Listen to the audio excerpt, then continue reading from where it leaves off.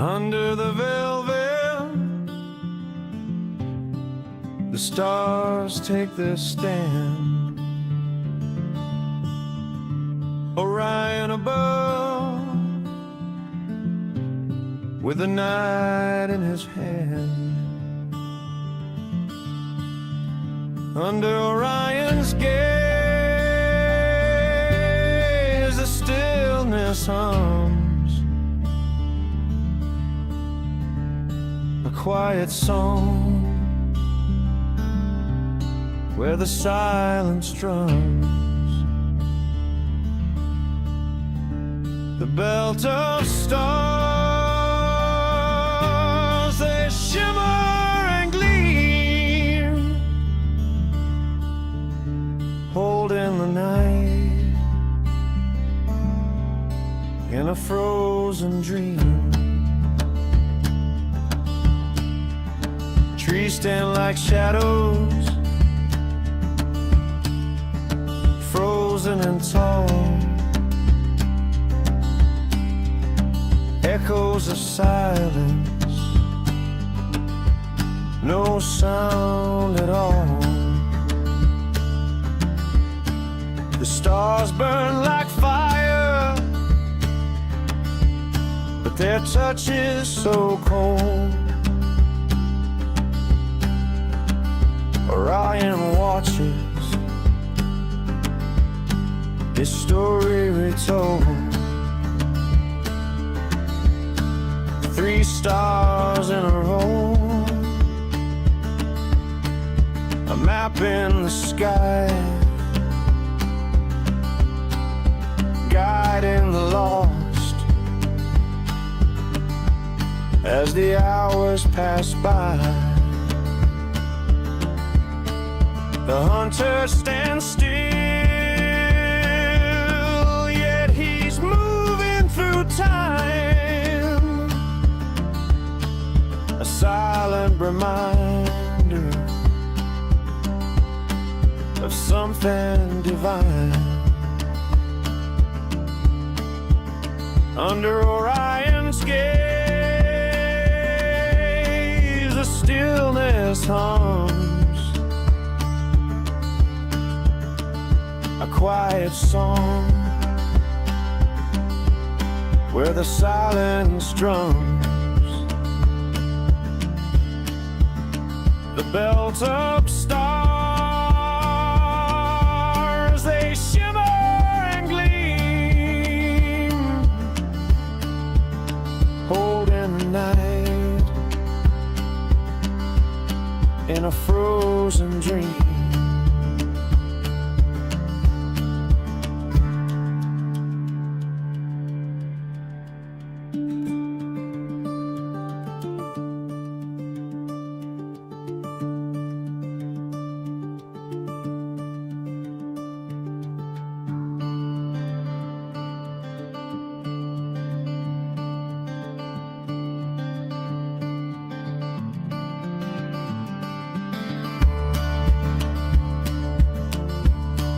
The snow keeps its secret, the stars hold their line. Orion stands watch in the heart of the night. The brilliance above, a tale etched in space.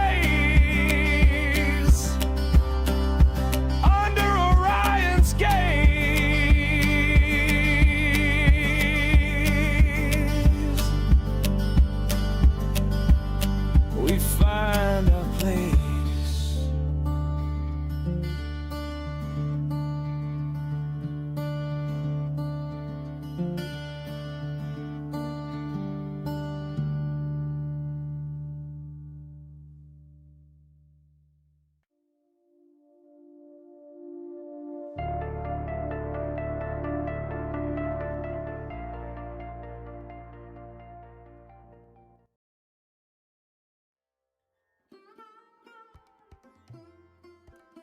Hey guys, welcome to Skyter live stream. I'm Mark Antonio here with you tonight. I'm going to be having some fun tonight. I think we're going to be able to do some really neat things tonight. I got my hand on the knobs and all the stuff I need to care about. I'm going to just get us going a little bit more. I got a couple more things to do here, and I figured why not let you in and see it, right? Doesn't matter. It should be fun. So welcome to everybody who's here now, and it's so good to see some new people that came back in. Ray Bobel's with us. Hi, Ray. Good to see you. And I see that Immortal Sergeant came. He had to get ready for work, so he couldn't stick around, but I so appreciate him coming in to saying hi.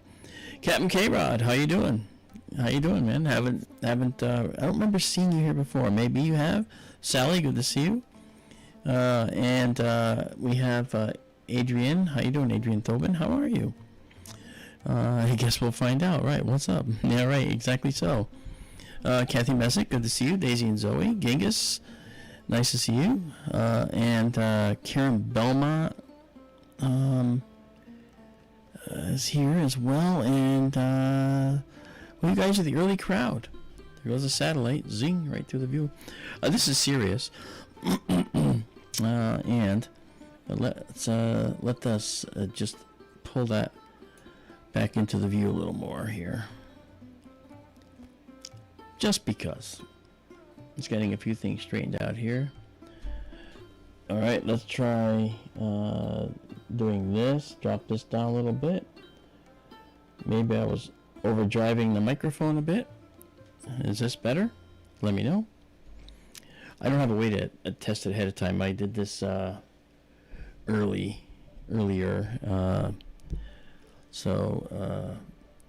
Autopilot's with us. How you doing, Otto? Nice to see you. Yep. And let's see. I think that I'm gonna try this. Pull this up a little more. Okay. Just getting things straightened out here. Audio is still breaking.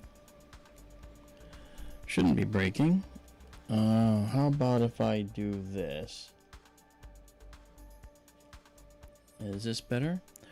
I've actually had the mic has been really good to me, but I might actually have a settings difference. I was on Forbidden Realms the other night, formerly known as Night Dreams Radio, and he helped me set the settings, so I thought that it might be a setting that could last for this stream, but we'll see. I can always keep it back here. I don't have a need to be on top of the microphone. So anyway, welcome to the stream. Good to see you guys. And then we have Damn It Dan, how you doing? And Genghis is with us. Great to see you. And Wayne Pinkham. Nice to see you, Wayne. Thanks for coming in. As you can see, it's not quite dark out there. But I figured if I don't start at 10 p.m., I mean, then I won't start. I mean, I gotta have some time to look at things. And as you can see, even with the sky as bright as it is, we can still see the stars. You know, that's good because we're using our particular filters. You know, little better. Karen says, okay. Our particular filters here. Let me just look at one thing while we're doing this. What's that? Oh, okay. Maybe the highs can go this way a little more. Drop the lows back a tiny bit. I don't know if that'll help. We'll see. Okay, and then we'll work it out. Hey, Rodney Cox, how are you? Nice to see you. If you guys haven't subscribed, please subscribe. You know, what we do is free. And we're not just looking at stars and then just leaving it at that. We go to some really cool objects. I'm an astronomer. That's what I went to school for. So I get to tell you all about the things you're looking at and what they mean to us. And that's the coolest thing, too. That's fun. All right. You know, excellent, Rodney. Thank you. Thank you. So, let's see. Sally Force says, "Love the discussion we talked about in that show. On Forbidden Realms with Gary Anderson, great guy. I was talking about some of the recent, you know, final determinations of 3i Atlas, and that was actually kind of cool because 3i Atlas was, as it turns out, a comet. It wasn't a spacecraft, and when I first saw it, I took a photograph of it when it was out by Jupiter's orbit when it first came in. It was extremely faint and showed up as a tiny little dash on our image, but I captured it, and I was able to show that this is where it was and what it was doing.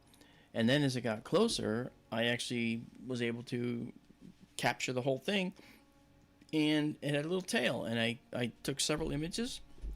Some of you that are here were here with us that night, and then I took them and put them into an animated GIF file so you could see it moving across the sky over a course of an hour and a half. So that's the kind of cool stuff that I like. I mean, we look at the sky like this. This is Sirius, the dog star, Orion's hunting dog. And when you look at this, you say, this particular star is a star that's 8 light years from us, all right? And yet, when we look at it every single night for years, it looks the same. And so you begin to think that maybe the universe is just the same everywhere you look, but it's not true. There's stars we watch, actually, with SkyTour Livestream that actually move through the sky, and we can see the stars moving. A star like that is called Barnard's star. At 6 light years away, it's actually one of the closer stars to us, next to Alpha Centauri, which is 4 light years away. And Barnard's star can be seen to move through the sky because it's moving so fast relative to the Earth as we go around the galaxy, that you can actually see it move over the course of just a couple months. You can see it go from like here to there, never to be in that other place again. So the star charts have to constantly be updated. So you can imagine when star charts were on paper, it was really difficult to track stars like Barnard's star.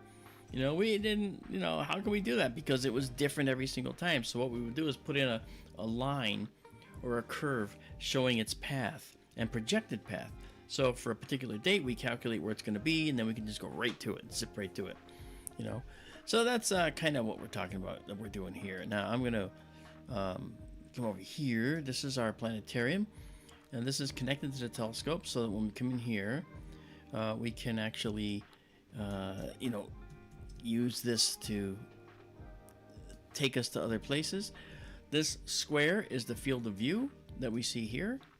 Okay, all right, so when we show this field of view is this field of view. Okay, all right, now what you have to understand is, look at the writing here. You notice how it's upside down? If you look at the orientation of the telescope, from the telescope's perspective, this is upside down. So if you crank your head around to where this is right side up, that's what this view represents. So that's what we're looking at here. Okay, these 3 stars are these 3 stars. So they are on the left side of the image, the square, and if we flip this over, they're on the left side. Okay, so we got 1, 2, 3, 1, 2, 3. And depending on which way the telescope is on, right now it's on the west side of the pier. If it's on the east side of the pier, then this is correct. It's a flip over thing. So when it does that, we just have to kind of do the mental gymnastics to make that work, Yeah, Wayne is right. It's running on Rumble as well. It's on YouTube. It's on Rumble, Twitch, and Trovo. I don't know about Twitch anymore because I didn't have anybody on Twitch. I don't do gaming, so like with that, so I don't put it on the gaming platform. Okay, so sky's getting darker, and what I'm gonna do now that we've done that is I'm gonna move us up. I'm gonna pull out of here, And you'll notice we can see more stars in the planetarium, and that's good because when the sun was still up a little bit, we wouldn't see them. And let's go now and let's look at the Orion Nebula while we're here. Let's see how much of it will come out. So bing, off we go. You'll watch the star race out of the view. There it goes. Telescope is moving. There it goes. Cameras are doing follow tracking, so they're actually following it. And what's happening is the telescope is flipping to the other side. Okay, it's going to be it's going to go basically here. It's a pier. It's going to go pier east. Okay, and show us because Orion is out here in this view up here. So it's going to flip around.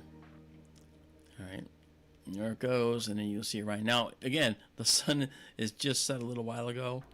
So this is, there we go. We just went infrared on both telescopes right now. That's the infrared sensors.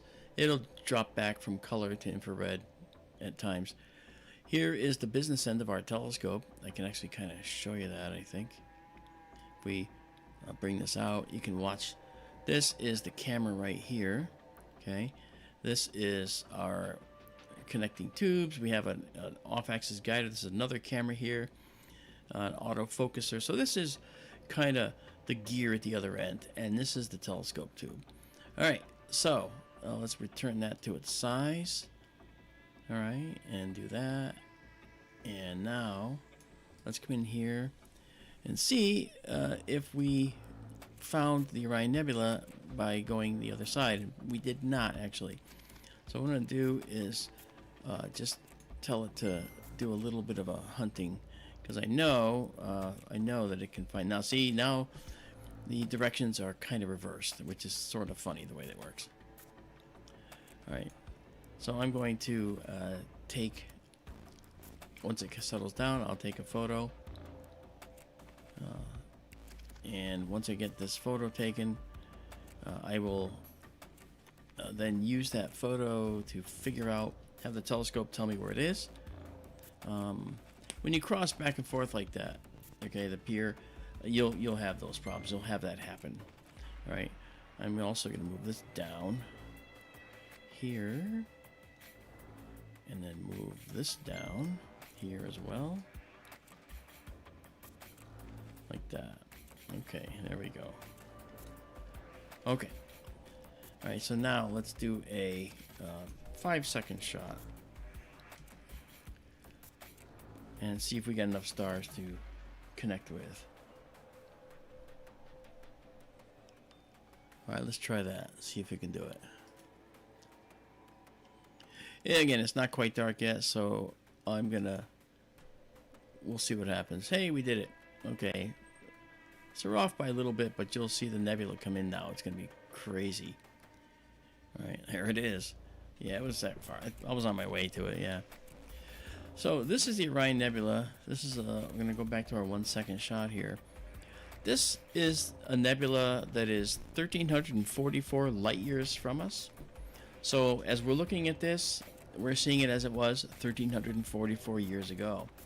Now, what's neat about this nebula is that it has a lot of interesting things in it. Okay, and I'll point these out. And we're only doing a 1-second exposure here, so even with the 1-second exposure, you can see this. Okay, now watch this. This right here, these 4 stars you see in here, these are called the trapezium, and the trapezium are 4 very hot stars, and there's actually more in there that we can't really see because the dust hides a lot of them. And those stars are what are powering this nebula. And by powering, I mean the stars are hot and young, and they're giving off a lot of ultraviolet energy, which is high frequency, exceedingly blue, beyond the blue end of the spectrum light you can't see. The same stuff that tans you, okay? But it makes the electrons in an atom get, absorb this energy, and they swell off the atom until finally they might leave the atom for a period of time. And when they leave the atom for a period of time, they are absorbing energy. But then they collide with other things outside the atom, and then they start to drop back into the atom. And as they do, they give off that energy that they acquired. And in hydrogen's case, the energy they give off is in the form of light. All right, actually in all atoms' cases it's in the form of light, but in hydrogen's case that particular light is red, and that's why we see this red glow here. This is a hot region of this nebula. This right here, all right, is an area where there is ionized oxygen, and when oxygen electrons recombine with their atom, and it's two that will do this, two electrons in this case, they give off a teal greenish blue light, which is why we see this. Then this stuff here, well, this, believe it or not, is just dust. Dust, much smaller than the dust you see flying around in the air when you hit a cushion in the sunlight. Okay, exceedingly smaller than that.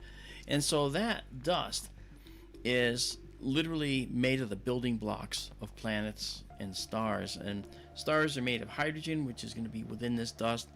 And so the hydrogen will coalesce and compress, which is really cool. And when it does do that self-collapse, it gets to a certain point where the temperature reaches a temperature of about 15 million Celsius, and that's when hydrogen can start to combine and be crushed under pressure of the center of a mass of material that's compressed and form a helium atom. Effectively, it's actually a helium isotope, but it doesn't matter. That's a variation of the helium atom. And so that makes hydrogen into helium, and it gives off a tremendous amount of energy. And when that happens, a star is born. And that's what we're seeing when we look at the Orion Nebula. We're seeing a stellar nursery where all these stars are being born. Now, inside this darkness here, all kinds of stars are being born in here. And when they start to illuminate, when they start to, when they become full-fledged stars, they will cause the nebula to glow because of the ultraviolet radiation like I'm talking about. So let's take a picture of this, just like this, because this is kind of a cool position to be in. First things first, I do have another little housekeeping thing. This is a guiding system, and what we're going to do is, see these are stars that we're going to guide on. What I'm going to do is tell it to find me a star. Okay. The star it picked is right there, very tiny. Yeah, we'll try it. That looks like it'll work. So I'm going to start guiding on that. Okay. So now we have the crosshairs on that star, and the telescope is now being kept in that exact position as best we can. If wind comes along, it'll deviate. And so that said, let's take a exposure now of let's say 20 seconds. The Orion Nebula is so bright you can see it with your eye. And to see it, what you do is you look out at Orion, the hunter, all right, and I'll show it to you here. All right, you can see, what you're going to see is you're going to see Orion like this. Let me get rid of these too.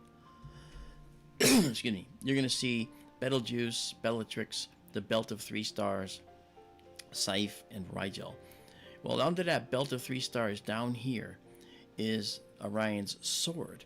And in that sword, all right, is where the Orion Nebula is. And you can see that with your eye. It's actually pretty cool. All right, so let's go back here now. And let's do our 20-second photo. All right, it's underway now.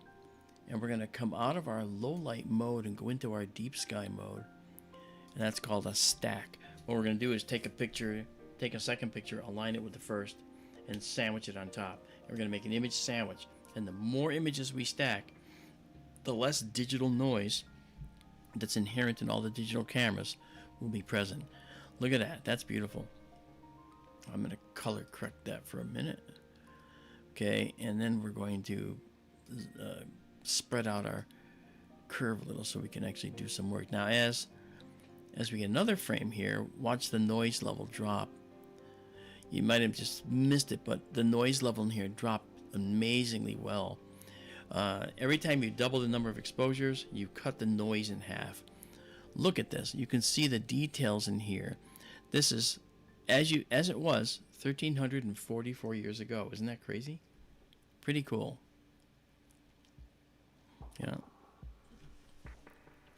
Yeah, Rodney Cox says, that's what's so amazing about this stuff.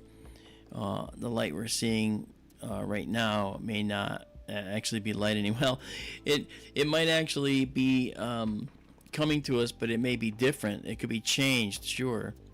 You know, could well have burned out. Well, these stars, you're right. I mean, the trapezium stars are only, which are buried in this bright overexposed area, which I don't have to keep overexposed. I can bring these down, and you can actually see them now. Okay, so this camera has high dynamic gain, so we can actually, go all the way down and showcase just this part of the nebula with all that detail, or go up to here and showcase the outer reaches in the darkness. So the camera allows us to do all of that. This is unlike just a normal film camera kind of a thing. This is a dedicated astronomy camera. The trapezium stars are young and hot, and at 1344 years, they actually have a little bit of lifespan left of a few million years. Now, stars like ours are not as hot, okay, and don't burn through their hydrogen that quickly. If they're big and hot, they burn through their hydrogen fuel very quickly, and then they change from a normal star that burns hydrogen into helium to a giant star that burns helium into carbon, carbon into oxygen, oxygen into further on down the table. Okay, and so all the way to iron for the biggest stars. Iron's number 26 in the table. So when this happens, what we'll see is that the trapezium will be here probably for another couple million years, we're guessing. After that, these stars will probably go supernova if they're massive enough.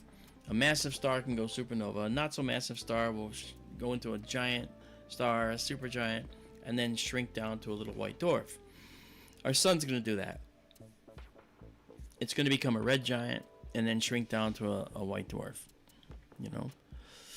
So let's see. Sally says, how many of y'all in the chat are also interested in the spiritual side of this stuff? Personally, I feel like it's just as important as the scientific side. It's all connected.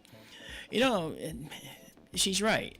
You've got to understand, and as she does, that the spiritual side of astronomy is actually how astronomy started. Okay? Astronomy was tied to astrology for many, many years, and they diverged. And astronomy became its own independent, science. And astrology went off into the world where people say it's pseudoscience and not real. Now, I'm going to say this. As a professional astronomer, I will say that it seems odd to me, all of the many coincidences and things that you can see happen with astrology that seem to line up. But as a science guy, I have to say that maybe I'm pig-headed about it, but I actually think that maybe it's probably something that deserves better research, and I'm keeping my mind open about it. I don't close my mind to it. I'm just not as open to astrology as I am to astronomy. But as far as spirituality, the night sky has influenced spirituality since the very first humans walked on the land. Okay, consider the fact that when we look in the night sky, why do we have mythology emblazoned in the night sky, right? Why do we see all these different animals and creatures of mythology and gods of mythology in the night sky? Why? Well, the answer is because we are a mythological based race of people. So I'm pretty sure that it takes some time to figure all these things out, and a lot of scholars, usually philosophers, would be looking at the night sky and assigning a spiritual meaning to the sky. So Sally's comment is interesting, and I may not buy it 100%, but I do respect it and leave my mind open to the possibilities. Okay, so look at how this looks now. Remember all that noise just kind of looked rough at the beginning? Well, this doesn't look rough anymore, does it? Look at this. You can see all kinds of detail in here. We can enhance that too by increasing level of what's called sharpening. And then we can actually start to see differentiation in here. This is really pretty, really pretty. And what's interesting is that I haven't even focused the camera yet, so it's pretty close to being focused. I'm also going to do this. I'm going to take our view and I'm going to ride up this curve with this black level. See, if I go here, it's going to artificially induce brightness in here. But let's take the black level. We can get all the way up to right here. Okay, just before the peak of the curve. That's the best spot. That showcases the reds and the teal blues I was telling you about. So this stuff here is oxygen. This stuff here is dust. This red stuff is hydrogen. Now, there's some interesting features going on down here. You'll notice it looks like the oxygen has a very sharp boundary, right? But if you were present there, you wouldn't see that boundary like that. It'd be a gradual transition. That's because you're looking at something that's very many light years long. This is probably 6 light years long right here. And these 6 light years, okay, if you were close enough to these, you could be right on the boundary here and not know that you're on the boundary unless you could chemically study the area around you. All right, so this is one of those facts that has made astronomy so fascinating, because we look at these things and say, wow, this hydrogen band here is so sharply divided. But as you get closer and closer and closer, they blend with each other. Just like when you're flying through the clouds in a plane, they just look, you can't see the edges of the cloud. When you approach the cloud, you see it coming, but when you're in it, you don't see any sharp edges, you know? So it's that kind of thing, you know, it's a perspective effect and a distance effect. All right, so these stars that you're seeing here, these stars, many of these are actually in the nebula. Some of them are beyond the nebula, and some of them are closer to us. So we do have a 3-dimensional universe, don't forget. Okay, really, really cool. All right, so let's do this. Actually, let's do this. Let's enlarge this. Okay, so I'm gonna put this down right here, and let's bring this now to the full height. Look at that. Now this has a designation. It's called Measure 42.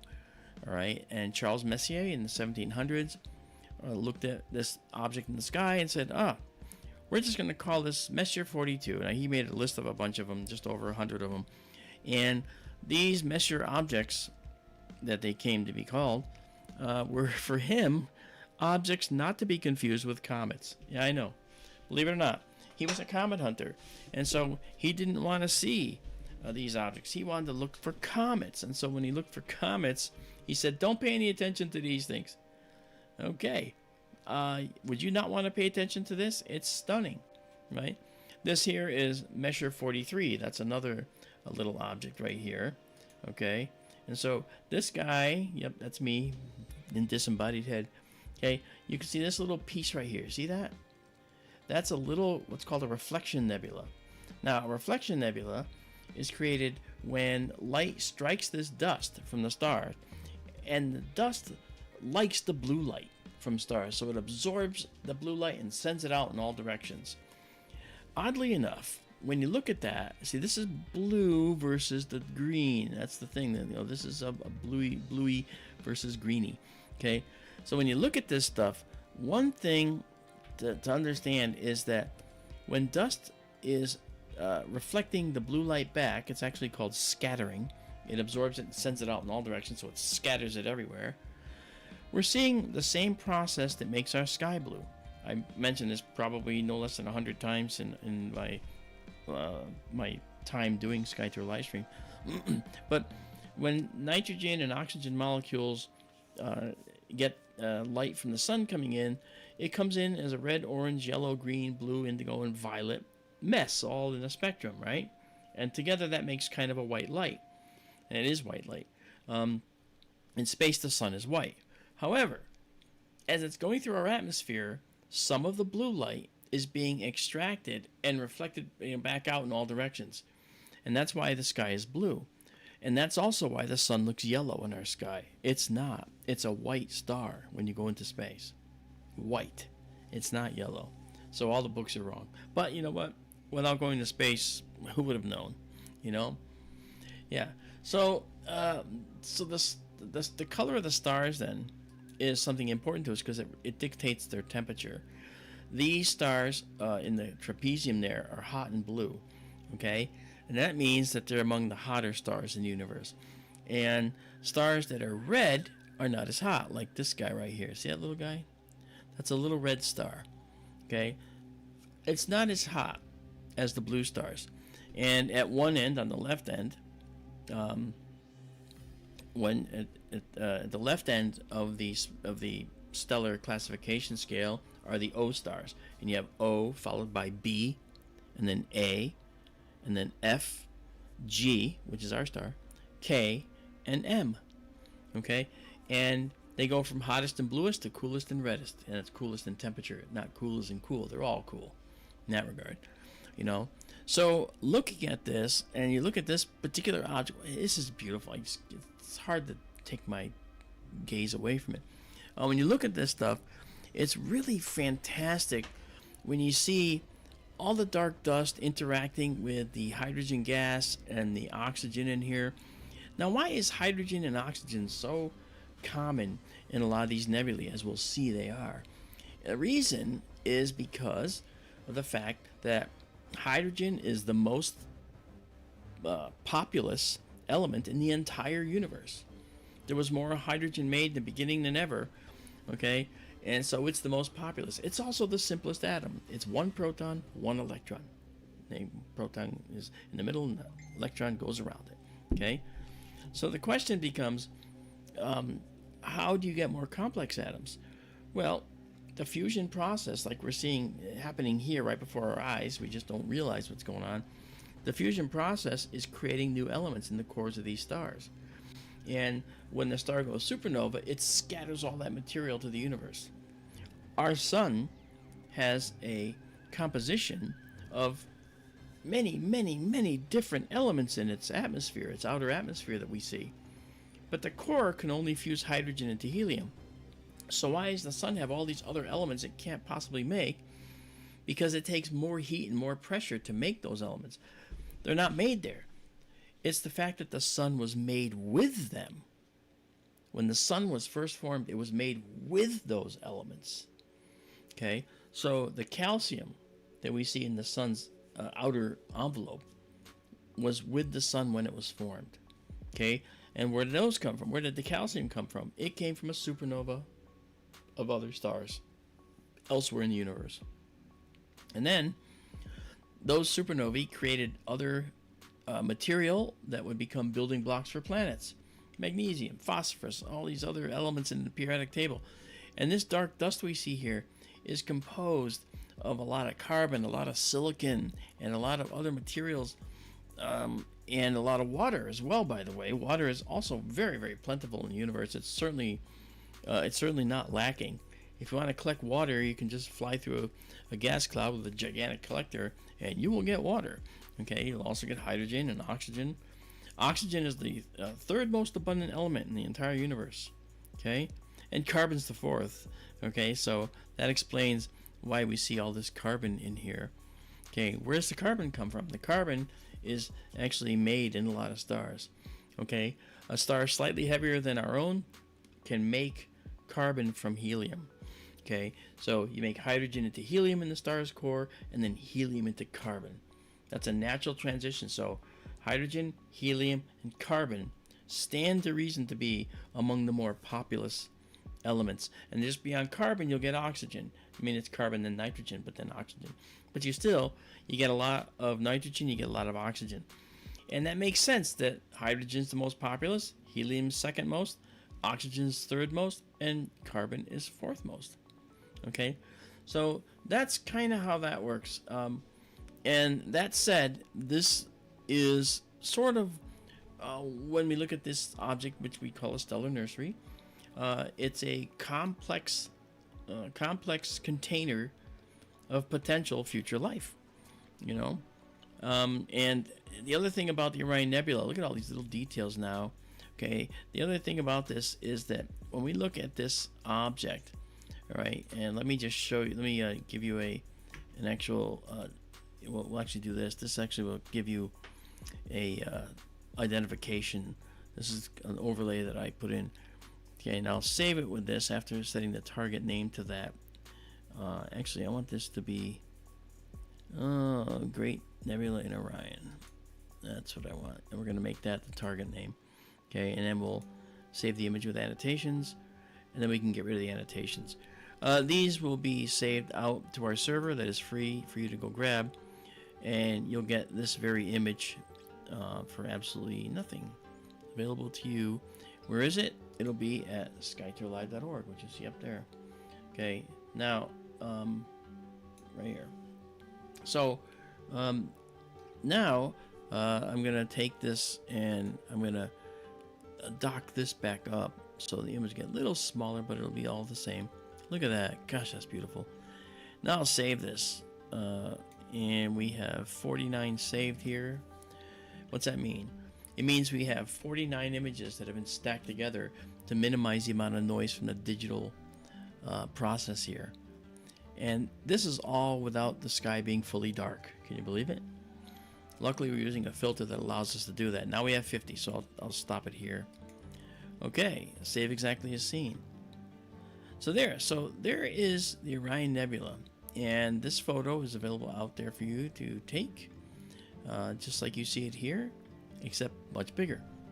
Okay, you'll get it in full resolution. All right, there's the trapezium that I talked about. Okay, and the trapezium, again, 4 very hot stars, but there's more in there. You can actually see some of them. Look at that. You can actually see some of the additional stars in there. Holy cow.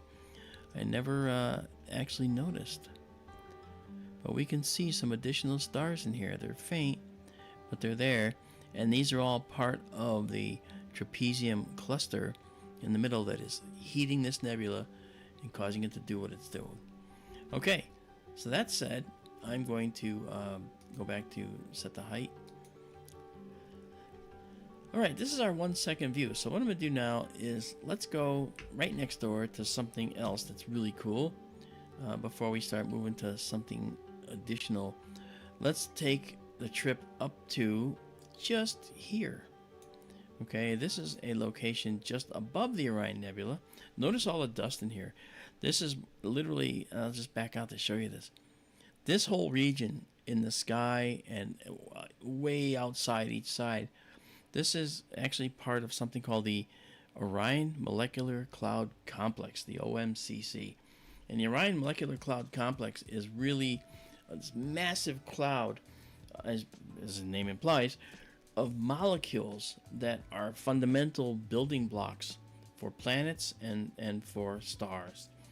And so that's what we're seeing, right? So in this particular object right here, this is called the Running Man Nebula. And it's so big that it doesn't really even fit in our view here.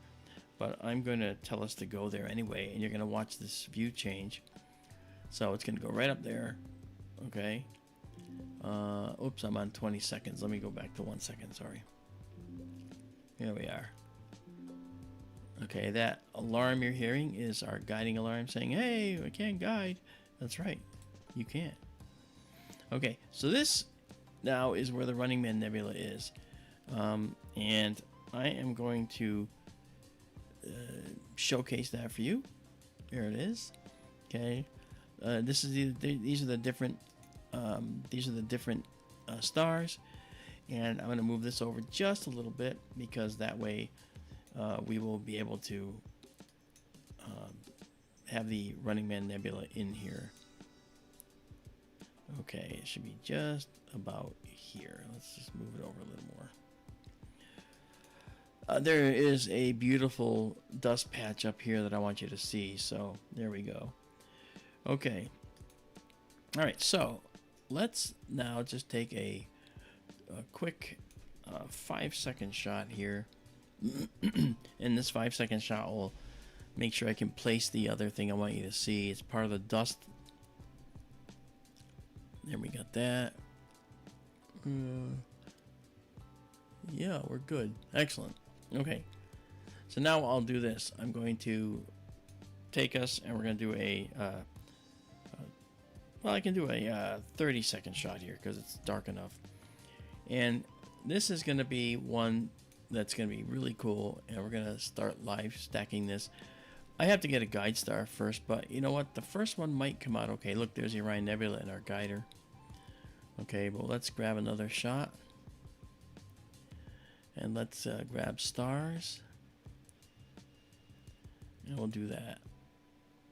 Let's hope that works. Okay. Okay, so now we'll get our first image from the Running Man, and you'll see a beautiful, beautiful color setup. This is stunning. Okay, now here's the Running Man Nebula, and here's that black object I want you to see. I know it doesn't look like much yet, does it? We're gonna line up our curves, and then we're gonna do this. This is a processing here that we're doing. Let me pull this up the curve so you can start to see a little of what's going on there. Okay. Now you look at this and say, well, wait, what's going on there? Well, there's a few things that I haven't said yet. Okay, and that I'll say now. And this has to do with how we acquire data. So let's go all the way over here, and you look right here. This is the exposure.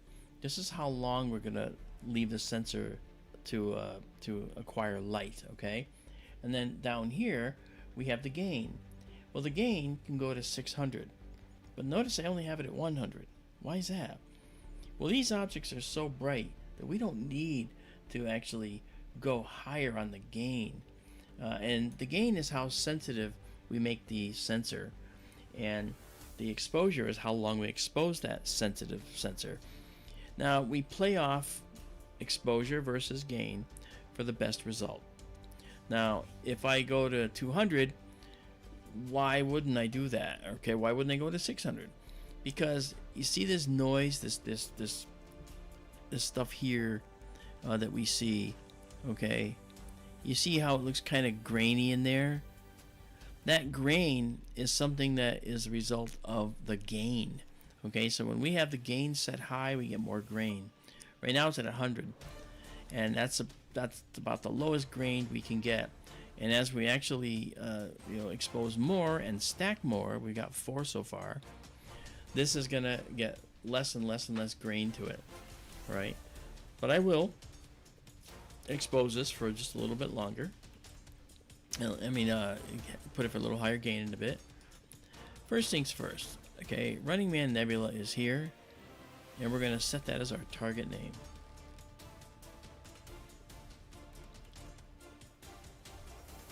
Hello, Christine. She says, wow, it looks so heavenly. It does. And to Sally's comment before, you can understand why people would take this as almost a spiritual experience looking at the night sky. And there is a connection that's been made with humanity this way due to this very thing. I'm going to set this value to fit the height in here so we don't lose any detail. Look at this thing. It looks like a shaded thing in the foreground. That's exactly what it is. It's up here, and the nebula's back here. It's blocking the nebula back here. Okay? And as it goes on, we'll see more data. And when we do a little higher gain, we'll see this thing really have a lot of different tonality in it too. You'll also see it sort of as 3D. Really cool. Yep. Oh, and Christine says, I'm enjoying Planet Venus from my window. Oh, yes. It's beautiful. Yep.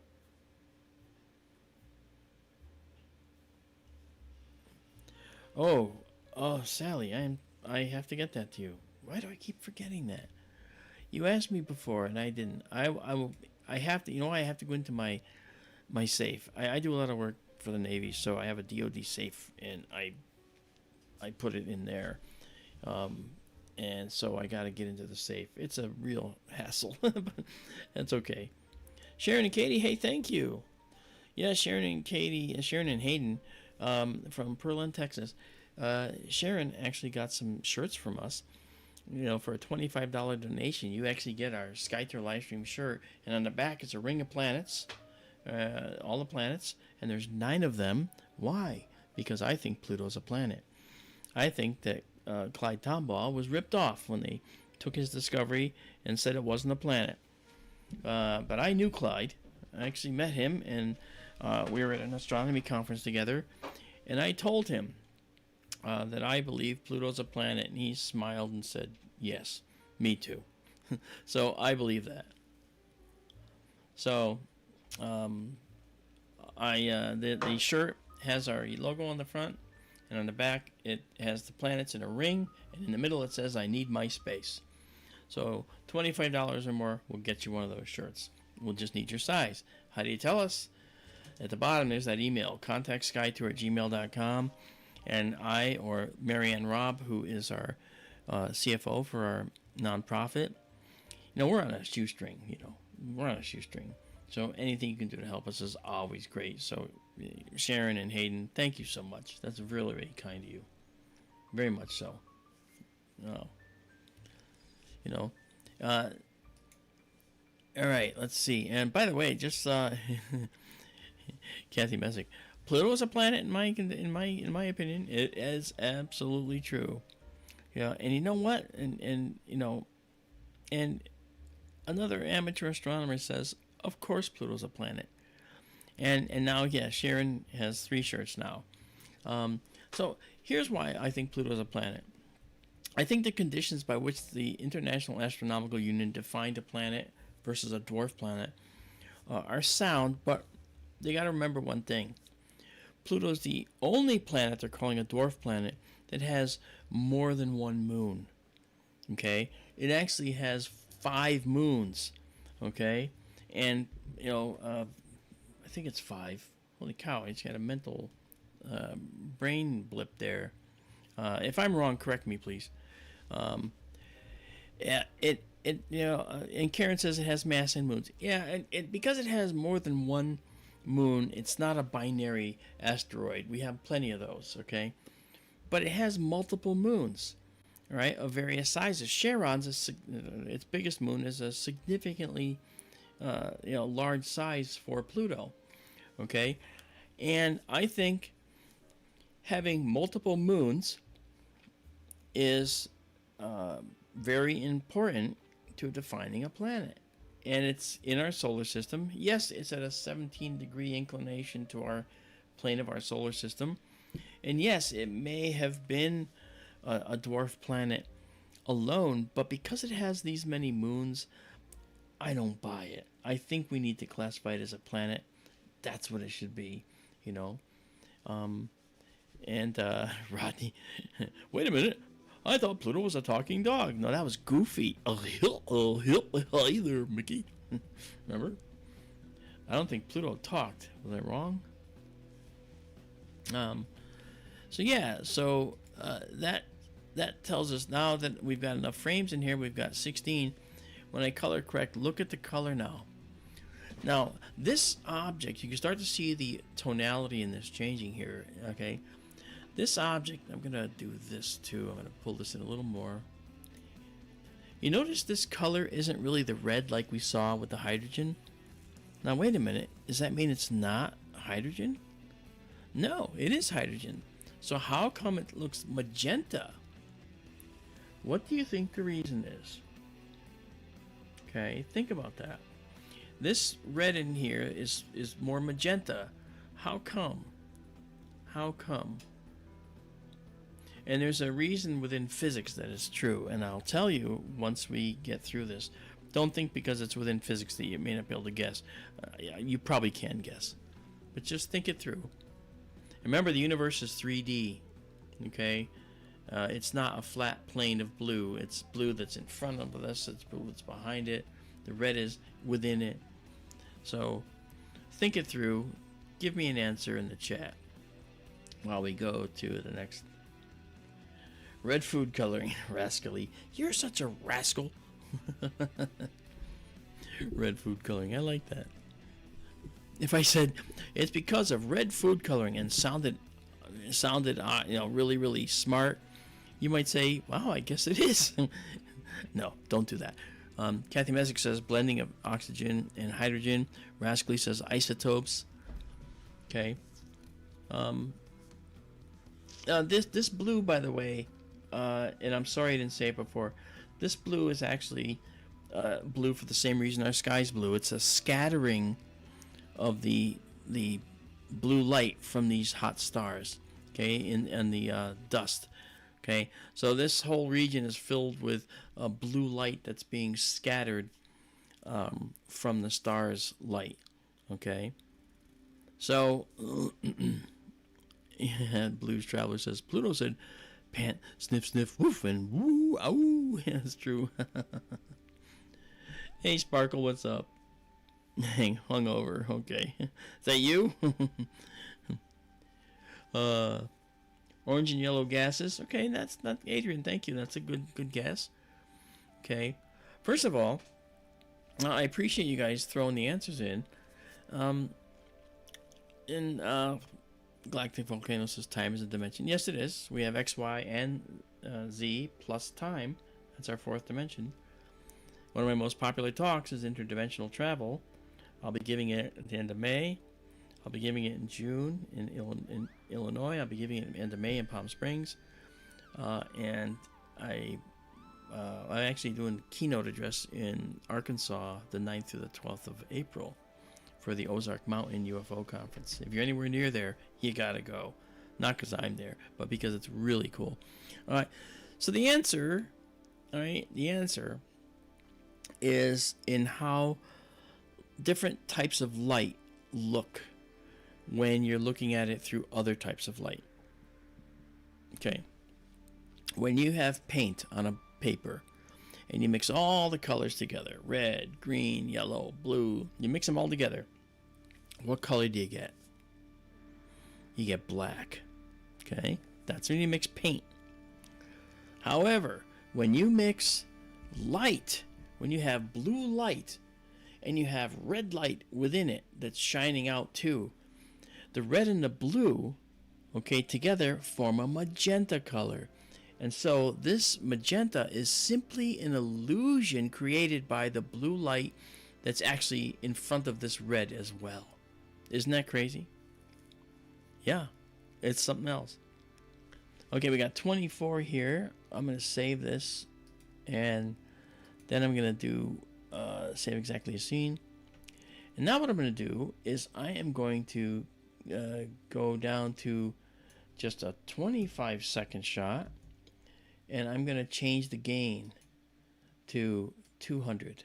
We're going to double the gain, so we're going to clear this now. And this next image will be of the Running Man with this higher gain.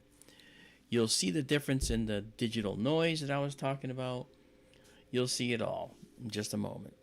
All right, so this progress bar down there on the right tells you, let me get me focused again. Yeah. Boy, that's crazy, huh? Yeah, see that? So now you can see that the doubled gain really looks like that. Now, if I hit this, it's going to do the same thing. It's going to put it where it thinks it should be. It's going to put the black level there, and it's going to take the mid level all the way down here. But I'm going to bring it back to about here.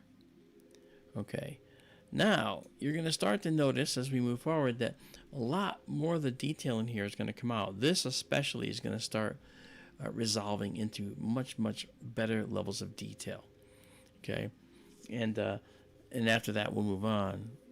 And as someone says, hey, Curtis, is Curtis with us? Curtis Horn, there he is. Curtis Horn, one of my favorite attendees. Curtis is a really smart guy, folks. He deals with cosmological problems in the universe. And he's written some good papers about that. Galactic Volcano says, is that Orion? It's inside Orion, yeah. Let me show you where it is. It's not the constellation. It's a small part of the constellation. So here is our location, right? Orion is this whole area. Okay, Orion the Hunter, if you'll see, watch. All right, if I add the mythology, there's Orion Hunter, and it's defined by Betelgeuse, Bellatrix, Rigel, and Saiph, and then the belt of 3 stars is down below here. Okay, way down below here, within that red square that we're looking. So we're inside this red square. Okay, so oh, and by the way, as a member, how he talked about it turning over. Okay, we are now it's a different orientation now with this again, just as before. Look, we only have 5 images, and we already start to see the shading on this 3-dimensional shadow. Look at that. That's crazy.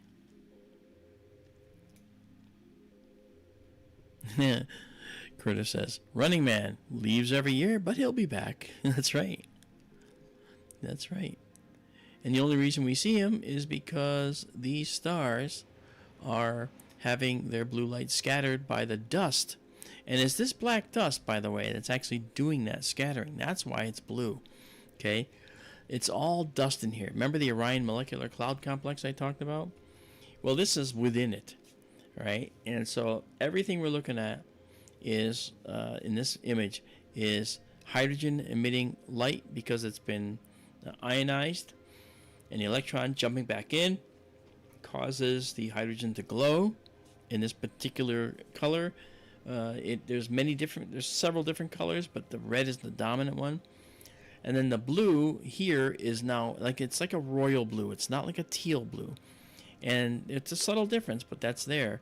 And that difference is why we see this at all, because the starlight is literally being reflected off the dust. Okay, and that's effectively what it is. It's not exactly. It's actually, if you want to know the physics process, for those that are interested, it's called Rayleigh scattering, from Lord Rayleigh, Rayleigh,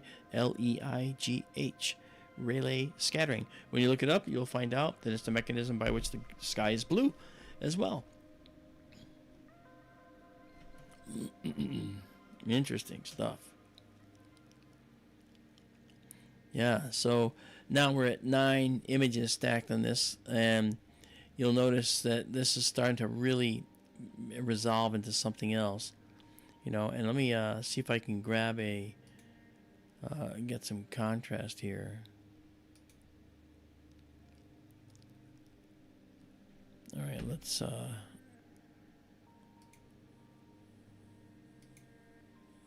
just do something here. All right.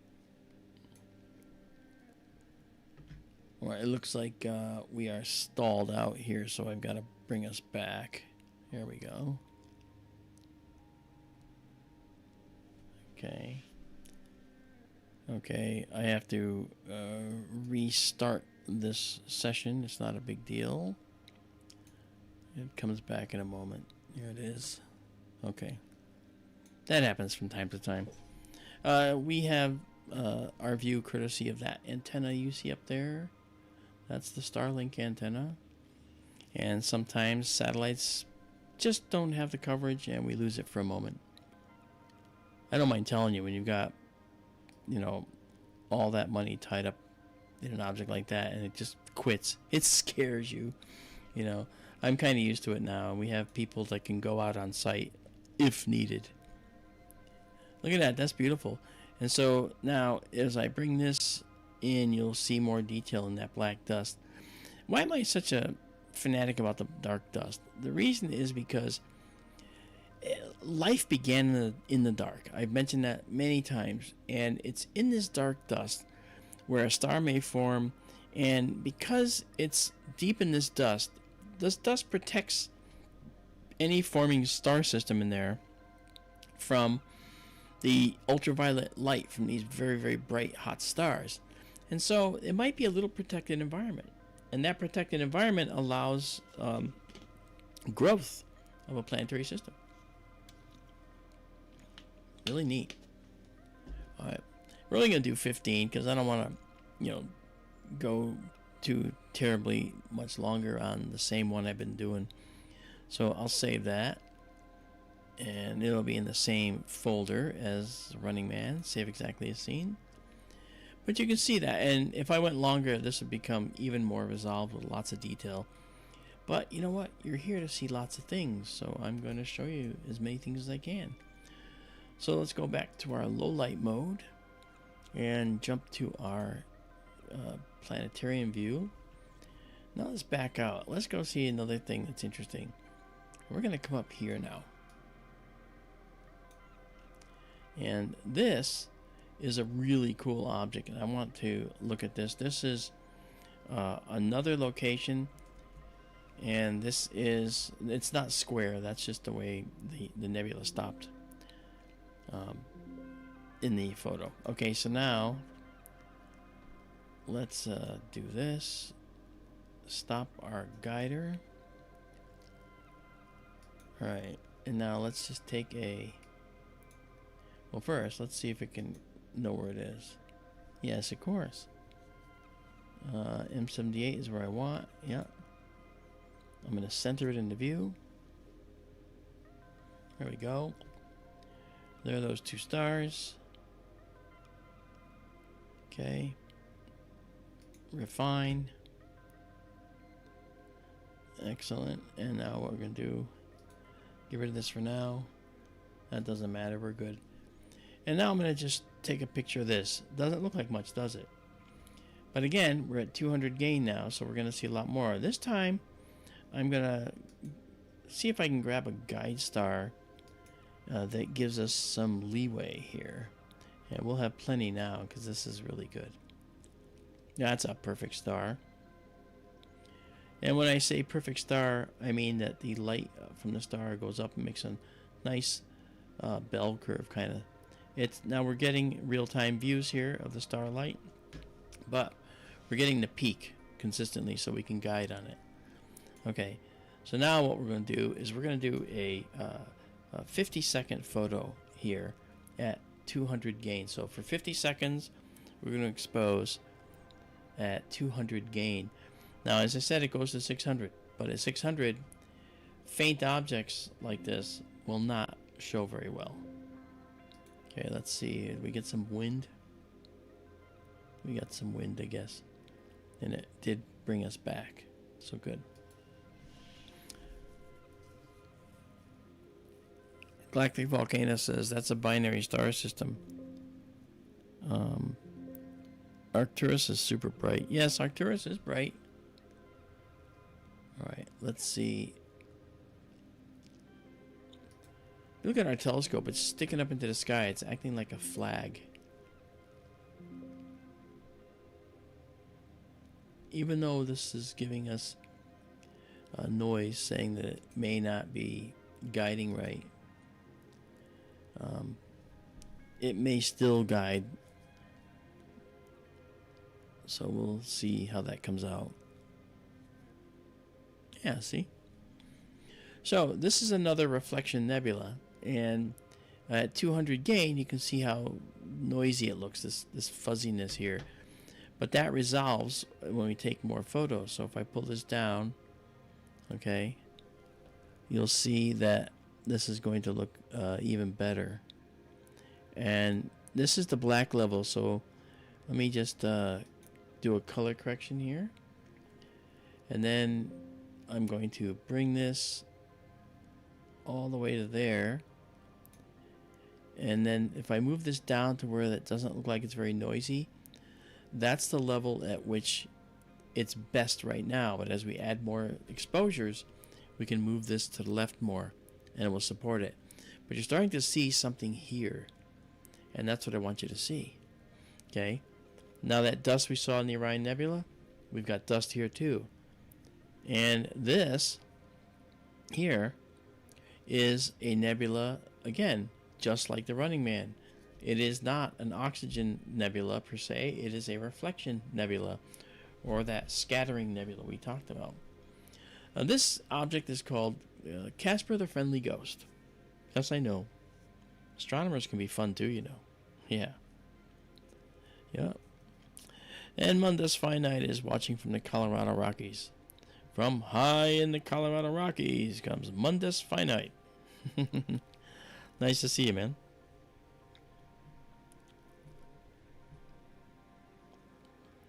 The dinosaurs, alien species featured in the movie Alien and the Tomorrow War is from the Draco constellation.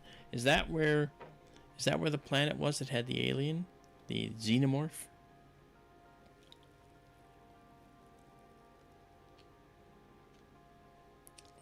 I knew that once, maybe. That's pretty cool. Alright, so now we have 3. And if I move this a little to the left, we can accept that. See, it doesn't look that bad now. We're getting more detail, and then you'll see this beautiful dark lane. You can start to see some of the detail coming in here. And this over here, this is a histogram, it's called. This is a histogram. This is red, green, and blue curves. And the white curve is the average. And these lines, we move to the white curves because that tells us which one we want. It shows us that the red, green, and blue are lined up under each other, which means that they are aligned. Okay?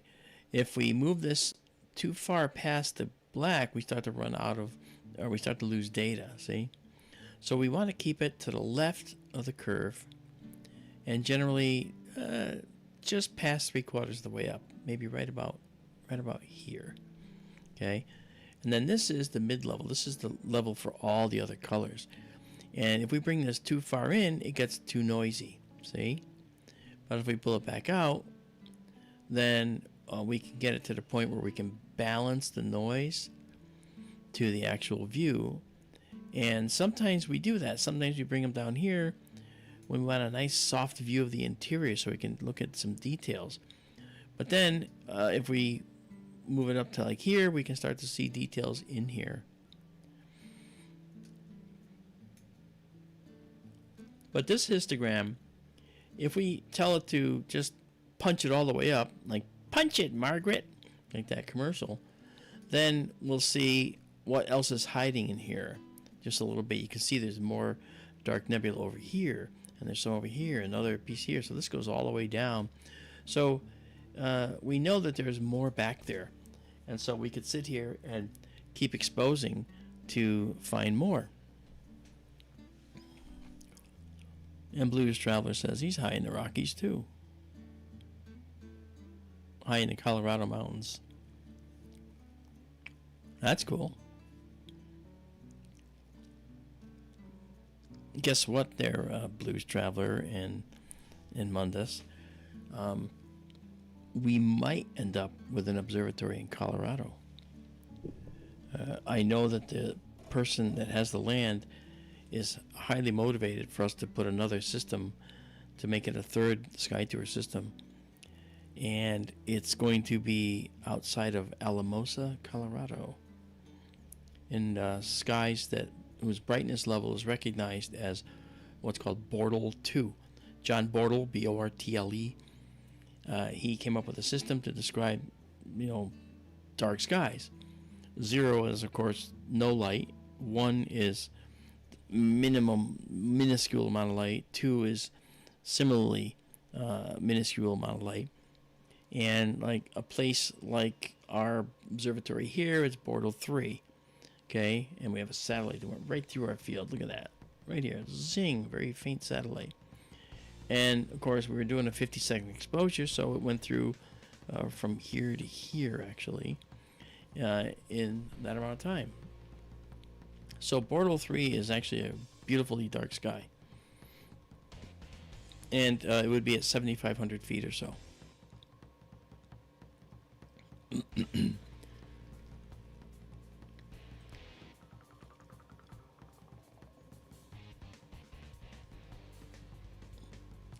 And Mundus says he's in a remote place about an hour from Alamosa. Oh, cool.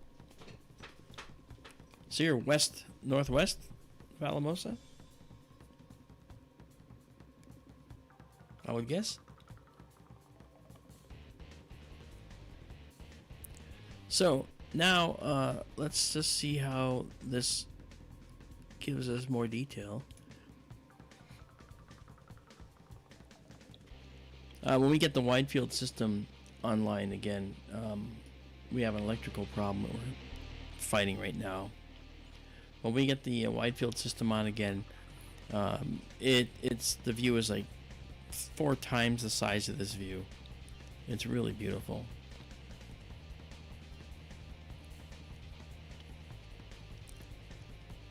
Yeah.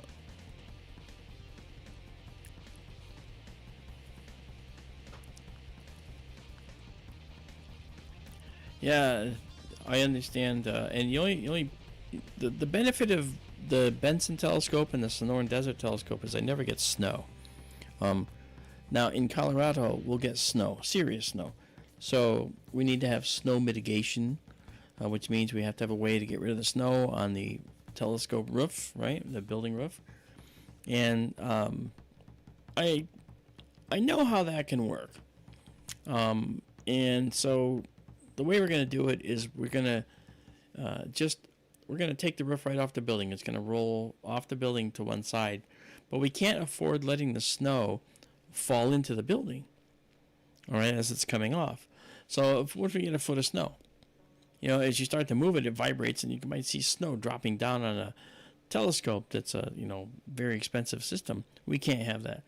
So we have to have a system that if we know it's going to snow, we can start it up, and it will just keep the snow melted on the roof, and then have rain guards where it rolls off so that the snow melt cannot fall into the building.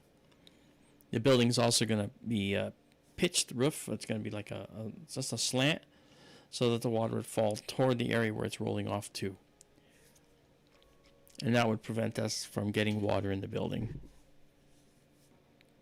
Yeah. Okay, Munda says, in the northern valley that we share with Alamosa. I know where you are. I know where you are. I was just there in August. I'll be going back there in August, by the way. If any of you are going to be in that Alamosa area, you might want to come to the Snippy the Horse Conference, where I'll be speaking and running Skywatches live. It'll be with a laser and under real sky, not this way. But I'll be there. I gotta remember when it is, but it's there. Okay, Curtis. See you later, man. Thanks for coming. See you in a bit. Yeah.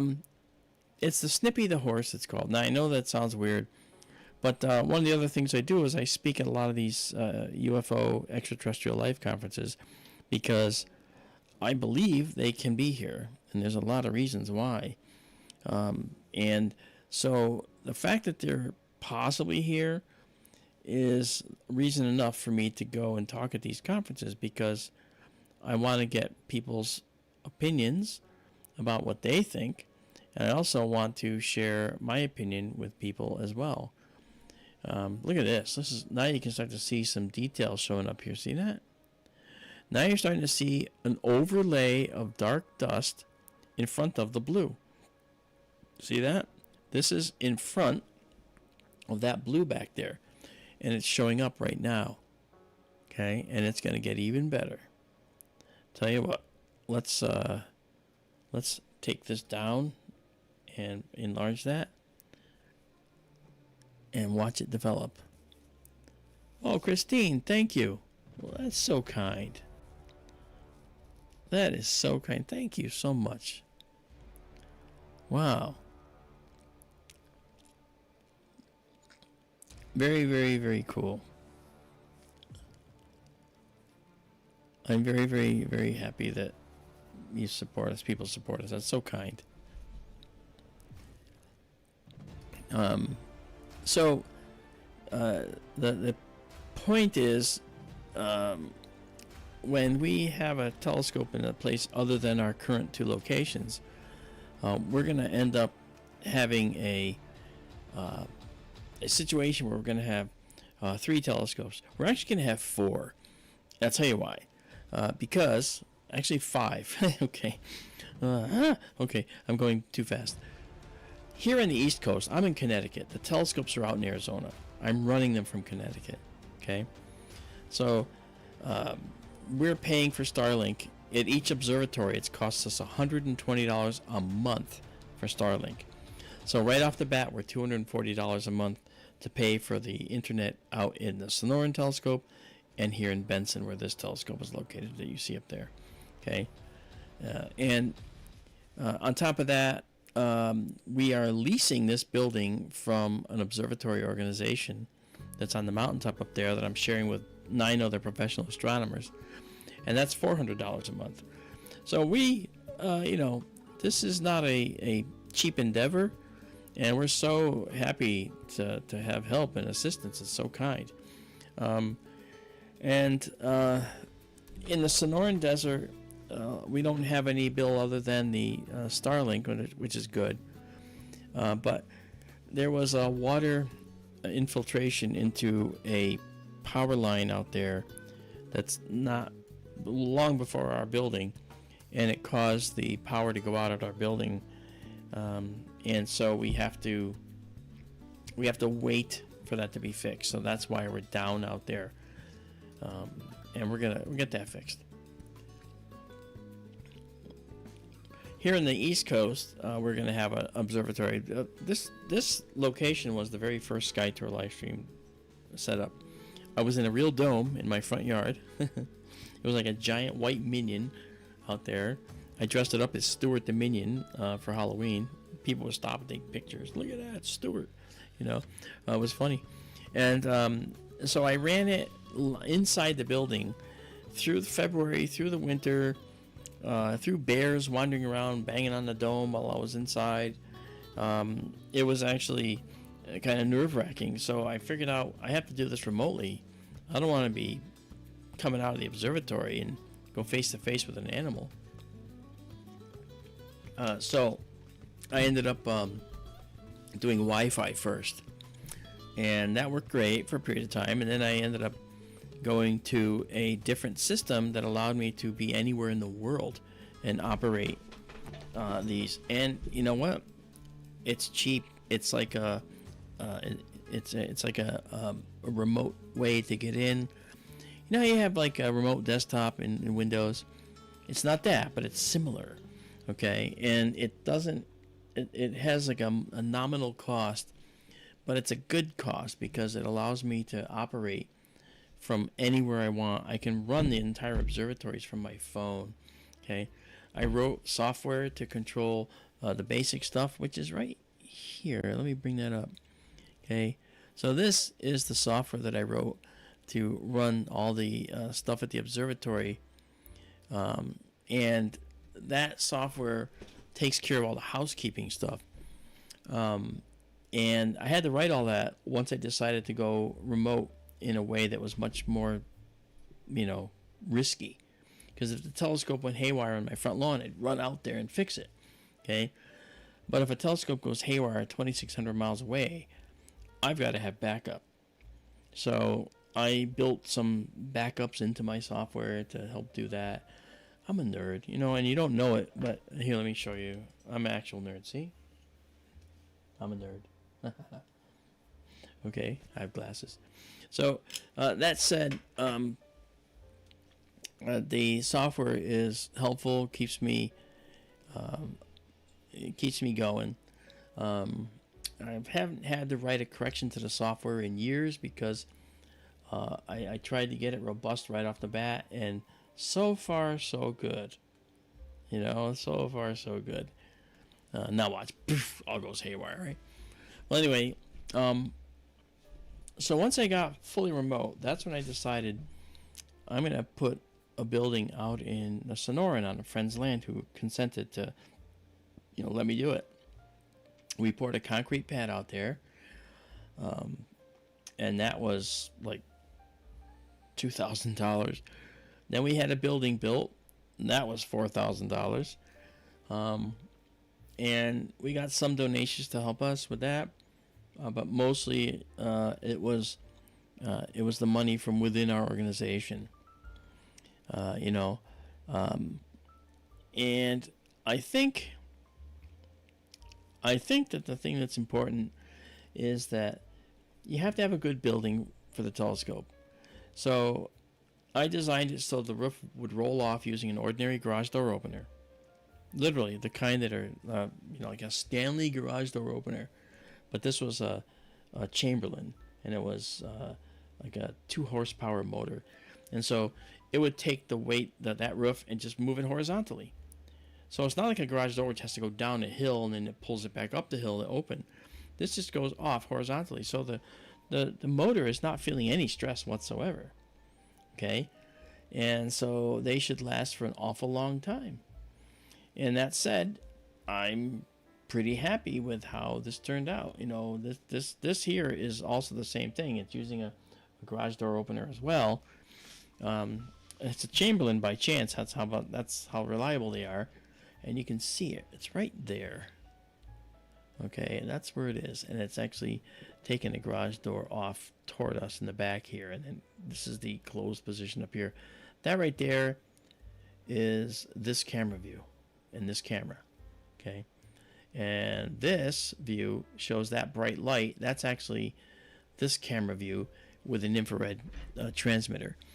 This camera doesn't have infrared on because there's other astronomers on the mountain and they're doing their own research. So I'll give you an example. I bet you that the guy next to me out there is actually running his telescope. And I'm going to try and show you that if it's... I'm guessing he's open. Let's see. Let's move this over. Look at that. The one time I said he's here, he's not. Oh, yes, he is. There's his telescope right there. See it? There's his telescope. He's pointing it up in the air right there. He's looking at something too. So my infrared light from this camera that I'm moving right now would be interfering with his camera, and I wouldn't do that. Right? So we don't do that. Oh, look, it's the moon. Looks like the moon. Looks like a sci-fi image. It's just the lens flare from that thing.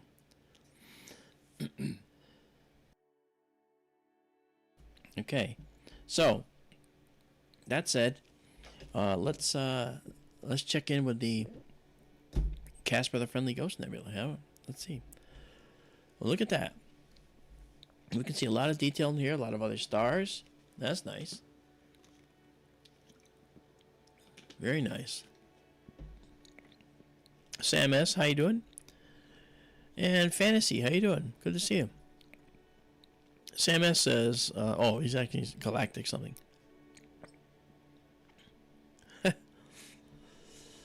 That's funny. Do you suppose the aliens consider us fruit or spice flavored? That's a weird thing to ask. But it's still funny. Yeah, you know, Mundus, I was looking at the different states and finding, ideas about where to actually put another observatory. And to be honest, I would love to put one in a dark sky site like Oregon, but guess what? It's not clear enough throughout the course of the year. And the sky is turbulent. So, out here, the skies are just absolutely still and calm. Now, don't get me wrong. Benson and the Sonoran get 80-mile-an-hour winds sometimes, and we've had them hit the observatory, but they don't hurt it. Okay, because we overbuilt, in the Sonoran, that's for sure. And we have dust mitigation in the Sonoran Observatory as well. There's none on this one, and we do go out there routinely. In fact, Marianne, our chief financial officer, was just out there, a couple days ago, and checking out the telescope, making sure it's all working right, and it was all working perfect. And we have another friend out there, Glenn, who will go out there. He lives in Benson, and one of our biggest supporters also lives in Benson, and you know him. You see him in our streams. That's ERRT Radio. That's Ronald. Ronald's a very good guy who helps us a lot. Rodney Cox says, no Uranus jokes tonight. I'm impressed. That's pretty good.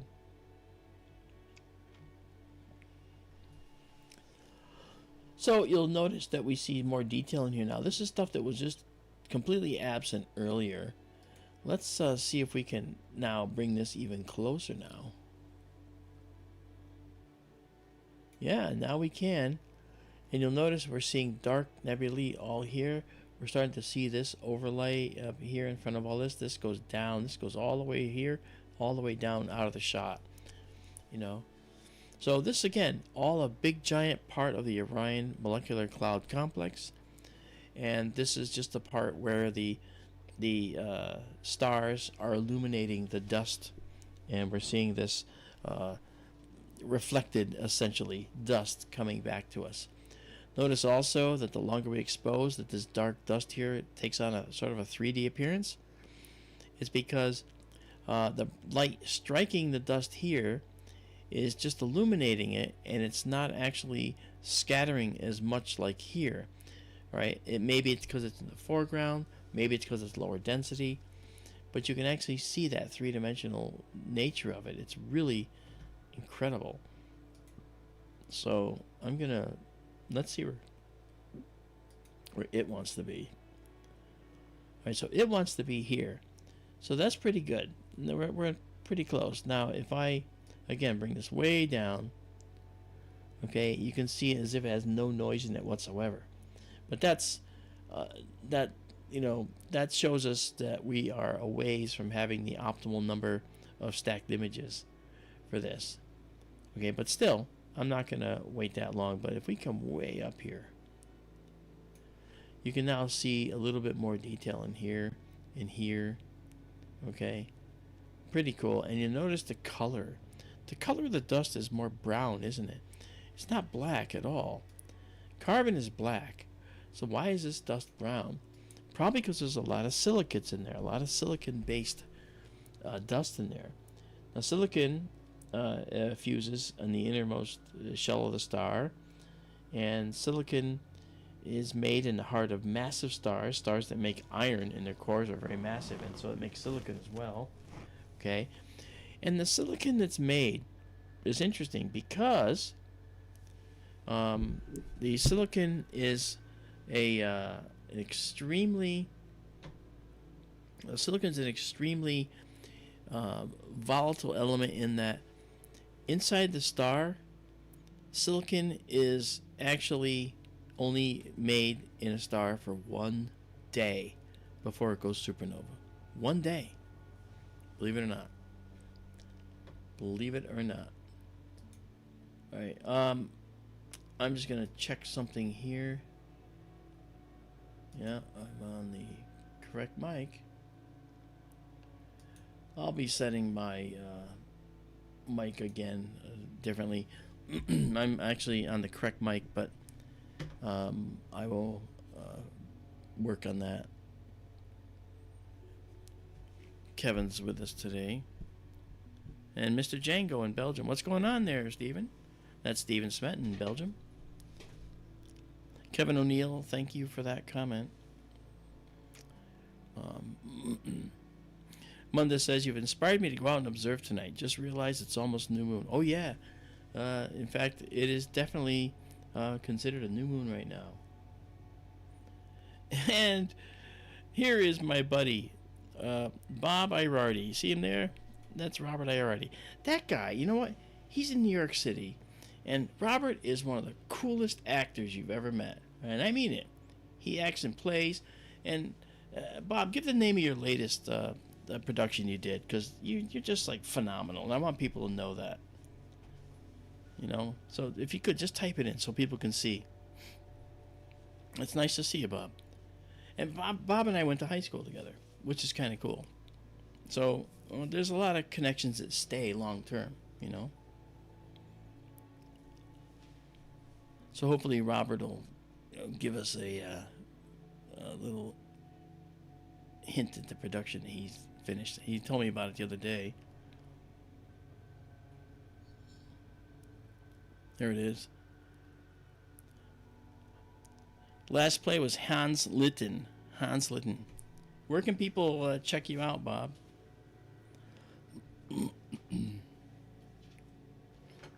You can type that in too.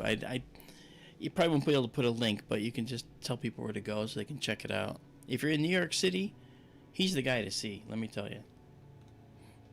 He's really phenomenal. And the thing about Robert was, all through high school, he was always, he was always the guy that was like a jokester, a prankster, but he always had an edge to him that was, you could see there was a creative edge to him, you know. And just like people always knew I was a freaking science nerd, they knew he was going to go into some type of creative drama, and he has. He has. It's a historic drama from Hans Litten. Okay. Oh, Robert, it's cool, man. I just love that you came. I just love it. Thank you, brother. Thank you for stopping by. And if you folks get a chance, you know, check him out. Look up the Hans Litten play in New York City and historic drama and see what it was about. If there's any stuff online, Bob, let them know too so they could go check it out as well. Galactic Volcano says Sirius is the brightest star if you're on Earth. Yeah, we started the night with Sirius just to start as a baseline. And you're right. It's the brightest star in the sky.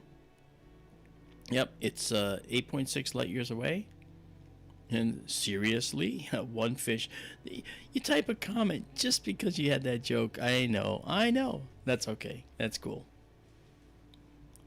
That's funny. Yep. And the funny thing about Sirius, it's an A-type star, OBAF, an A-type star. So it's really a star that has some brightness to it.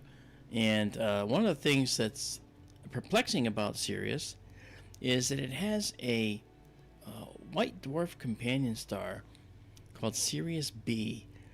And Sirius B is something that ancient tribes used to talk about as, when they talked about Sirius, they said that it was two stars. And effectively it is. Okay, Sirius B would have been the star you could see when it was an actual star before it became a white dwarf. But white dwarfs take hundreds of thousands of years to transition to white dwarfdom. So how could that have happened? How could they have seen it?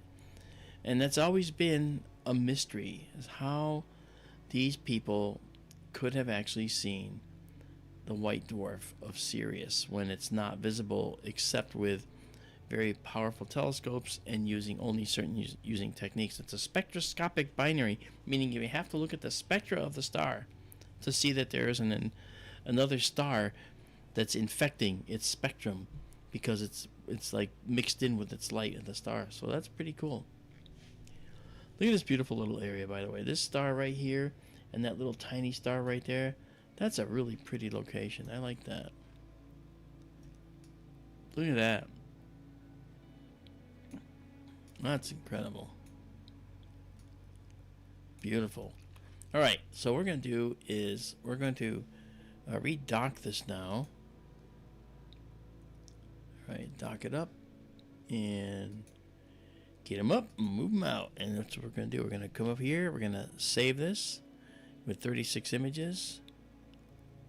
Save exactly as seen. And then we're going to leave the Orion Molecular Cloud Complex behind for a bit and head to another location that's pretty cool. All right. So it's our low light mode. We're back in here. Christine says, so pretty. It was pretty, wasn't it? And Good Vibes is with us. Hey, how are you doing? Did you see my message? Your t-shirts that you ordered will be delivered on the 20th of March. So that's just 3 days from now. Yeah.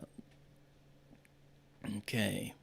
And Fantasy says that Galactic is right. They were told by visitors. You know, I have to say, down in northern Australia, we had the Wandjina myth, which is creatures that look just like greys, and they have like halos around their heads. I did a whole research and talk on halos, about why aliens and religious paintings show creatures in halos. And my feeling is that because that's what was seen. And it might be that they were seen because they were alien creatures, perhaps. You know? So it's pretty cool. Okay, let's come out of here. And let's now head to the east a bit. And I want to take us to... Oh, we got a number of things to see up here. Well, I'm going to take us here to the Rosette. And I'll tell you why. This is a stellar nursery that we're watching right here. These are the stars in that cluster. We're getting the alarm that our guiding is not working right now. Of course it's not, because I moved the telescope. Oh, I'm glad. Good vibes. Thank you. Okay, so let's now... This is the thing. I always wanted to make sure that I can actually make sure I know where we are looking right now. We got those two. Oh, I think I got that. Just a sec. And yes, okay, good. And yeah, okay. So we got that. And those. Okay. Let me do this.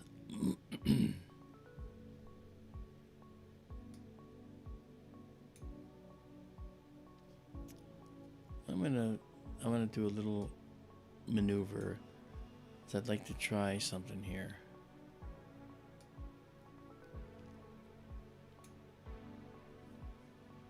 I mean, this nebula is so big that we would not be able to capture all of it in this particular telescope.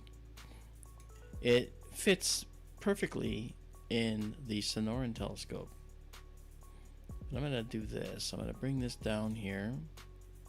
The cluster's in the middle, but there's all this stuff out here that I want you to see. So we're going to see it. Okay. All right, let's try that. Actually, one more.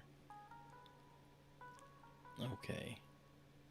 So right here, we're going to try this. This is going to be our first attempt to capture something a little different than what we've seen before.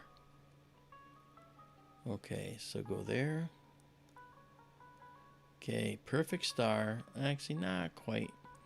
I'm going to go down to a 1 second exposure so we don't clip off that peak. Clipping off that peak is bad. There we go. Much better. That's close enough. Good. Okay, so now that we're guiding, I'm going to make this a 25-second photo. And we'll come out of the low light mode and go into our live stack. And we do have the star there being guided on. Everything is good. And we can show our data graph, but no need to show that. Okay. Okay, let's see where this wants to go. Okay, this looks like it may be interesting. Let's do this.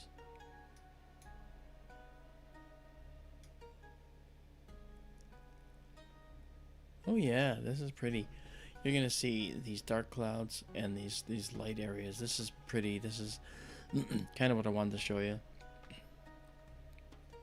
So the cluster is down in here. I'm going outside the view here because that's where it is relative to this.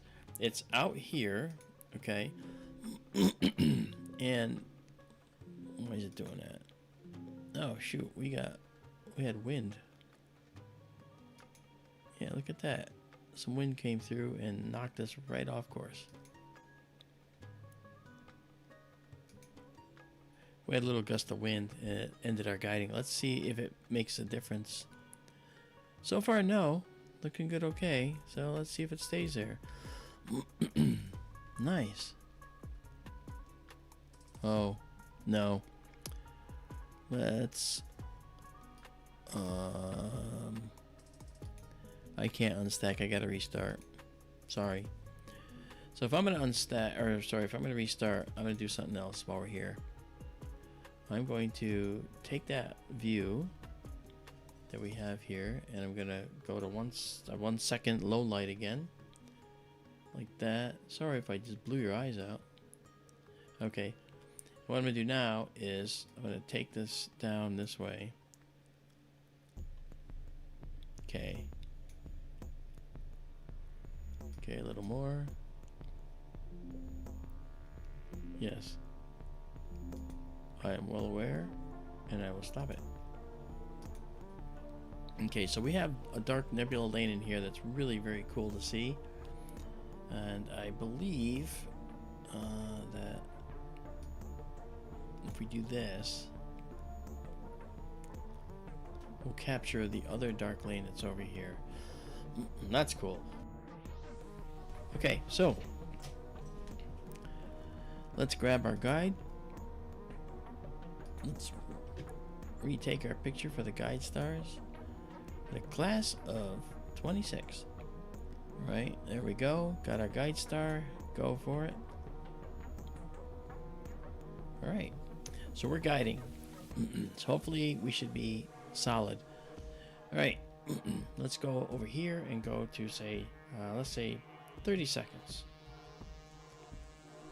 So off we go. We're gonna have a dark lane here, some more over here. It's actually a good spot to be. Let's go to our deep sky mode. Alright, and catch it this way. Bob's here, C&D boy. How you doing? How you doing, man?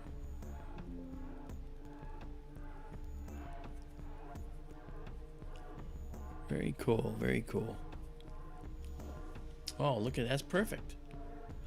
This looks like this beautiful, loosely gathered dark dust, and that's what we're seeing here.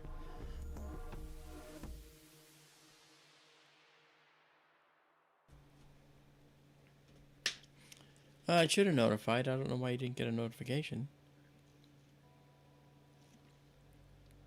Huh. It's not my fault. I do this stuff, and I don't know why YouTube doesn't pay attention. I don't know. Okay, let's bring in the dark. See this just gossamer dust here? This is light years long. Okay, light years long. And it's sitting out there in space. And you could be on a planet around a star inside this dust. We can't even see the star from here because the dust is blocking it. And man, it's crazy. David Mason's here with us. Hey David, how you doing? David's a friend of mine. He's a inventor and a FLIR scientist, a FLIR infrared scientist. He looks at infrared stuff. He's been on Secrets of Skinwalker Ranch and other shows. He doesn't brag, so I have to do it for him. He's a good guy. Real good guy. Yeah. Yeah, you're allowed to brag a little, Dave. So, and I would like to, Dave and I keep brainstorming about some projects we gotta do. We gotta do some things. I say to him, I think we can figure out Skinwalker Ranch without even setting foot on the ranch. I think we can do it remotely. Because I think that if we look at it from far enough away, whatever might be stopping us, or whatever might be stopping anyone from learning, whether it be some type of alien technology or whatever, it wouldn't know we were there realistically from some distance away. And I don't just mean like 500 feet. I mean maybe like a mile or two. And David knows. David has a whole lot to say about all that. So that's pretty cool.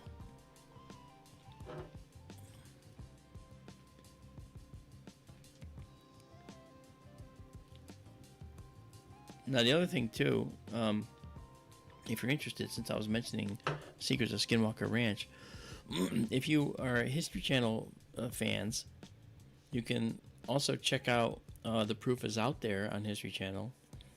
And you'll see yours truly. I'm their chief photo and video analyst for the series. So they were just here this past Friday, Friday the 13th, believe it or not. And we were filming season 6 here because I have the computers, I have all the equipment to do that. So we basically were doing that all here. It's better than driving down to New York City to do that, you know. Although I was just in New York City for them a month ago, maybe month and a half, doing a special project for a potential series. So that's cool. Look at how this is coming out. Look at that. That is pretty. I'm gonna do this again like I did before.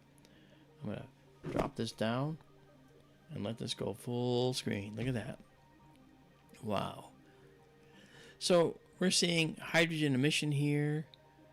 We're seeing dark dust.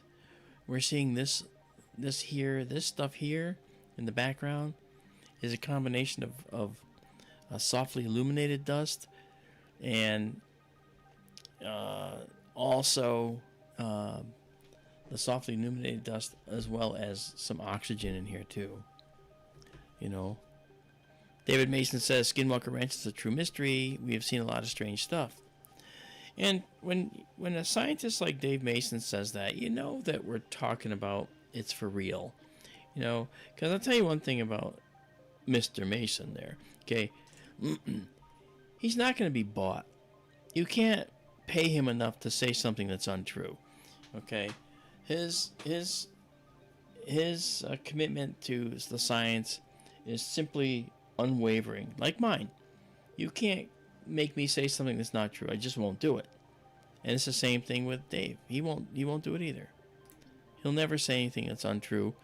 He'll just say something that is possibly true, but he won't make a claim unless he has evidence. And that's what I like about Dave very much. He's a great guy. You know?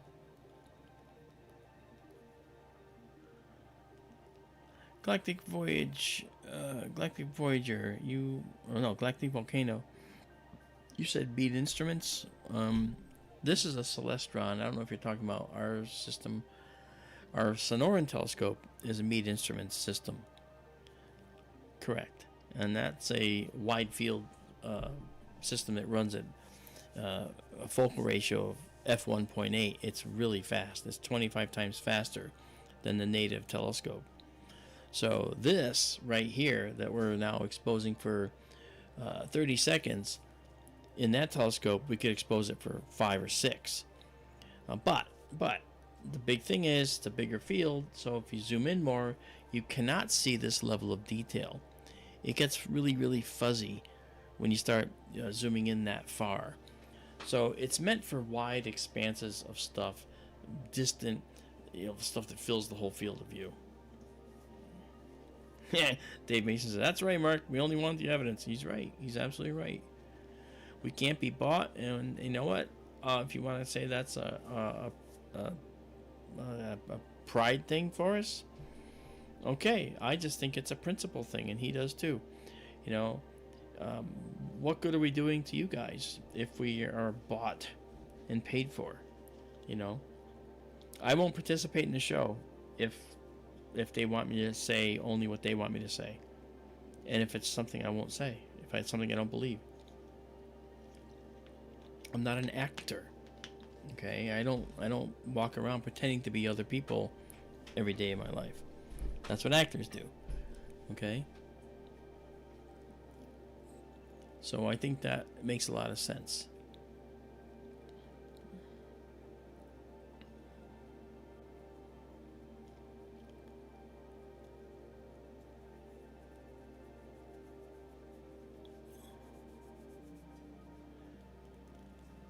So I think it's very interesting. There's a lot of anomalies out there in the world, and I find it fascinating, the concept of underground bases.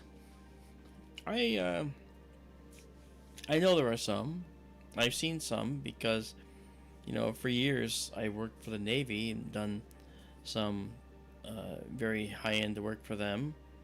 I've worked for the Office of the President. I've worked for the Joint Chiefs of Staff, making technical models of underwater systems, because everything under the waves was sort of my bailiwick, and everything out in space is my bailiwick, and here not so much. you know. So I'm a guy displaced by space and time, it seems, but I'm someone that actually believes in using science to further the human race's place in the universe, and it's through the rigorous application of, say, of astronomy and astrophysics that we're going to leave this planet someday. And we won't have the capability to do that for at least another, I'd say, 300 years. And that capability will come when we learn about the Kaluza-Klein graviton problem. That's a whole lecture I do, but all it means is dimensional travel, going from point A to point B without actually going through all the points between point A and point B. You start here, you go to another dimension, and then you reappear here. You don't pass through here. Okay? So you are making a path. You're going from here to the fifth dimension, so you just wink out. Okay? And then over on this side, all of a sudden, boop, you appear. So you literally are here, then you're not, and then you're here. So that's the process. That's the shortest way I can say it. And that process works by the use and application of particles we have yet to identify, but suspect are there. Out in CERN, overseas, in the 22-mile ring of the Large Hadron Collider, we have a detector on that collider that's at the end of the run, and it takes these speeding protons in collision and examines them, and one of those detectors is called Atlas. Kind of like 3i Atlas, but a different thing, and it's a different object, different detector, different technology. And that detector is built in part to look for these special particles that could make us go interstellar. Isn't that crazy to know that we're actually making hardware to detect particles that can take us interstellar. Particles, by the way, that were theorized in the 1920s, by the way, by Kaluza and Klein. So very interesting stuff, and the process by which this occurs requires a rewrite of physics only insofar as we can show and embrace string theory as a reality. And string theory works like this. We have a proton, we have an electron. Okay? Now, a proton is always moving, vibrating, so it's going this way, right? Well, if we stop it at this end, and we stop it at that end, and we have a little tiny energy path in between them, it's not fully accurate, but think of that as the string. It's a very, very, very, very small, infinitely small string of energy, okay? And the proton starts and stops in our four dimensions, X, Y, Z, moving through time. This is coming up, beautiful, okay? And that X, Y, Z moving through time, okay, motion is something where the proton never leaves that. It stays here. So its string stays here in our four dimensions, okay? The string created by the electrons and other particles, every other fundamental particle, muons, gluons, and so on, okay, are all here. But the Kaluza-Klein particle is an oddball, because the Kaluza-Klein particle is something that was theorized like I said, in the 20s, but also has the ability, it seems, to provide us with an ability that we don't yet have, and that is to utilize that particle in a new way. Now, every single fundamental particle, the electron, okay, and light, these are particles that have two methodologies by which you can describe them.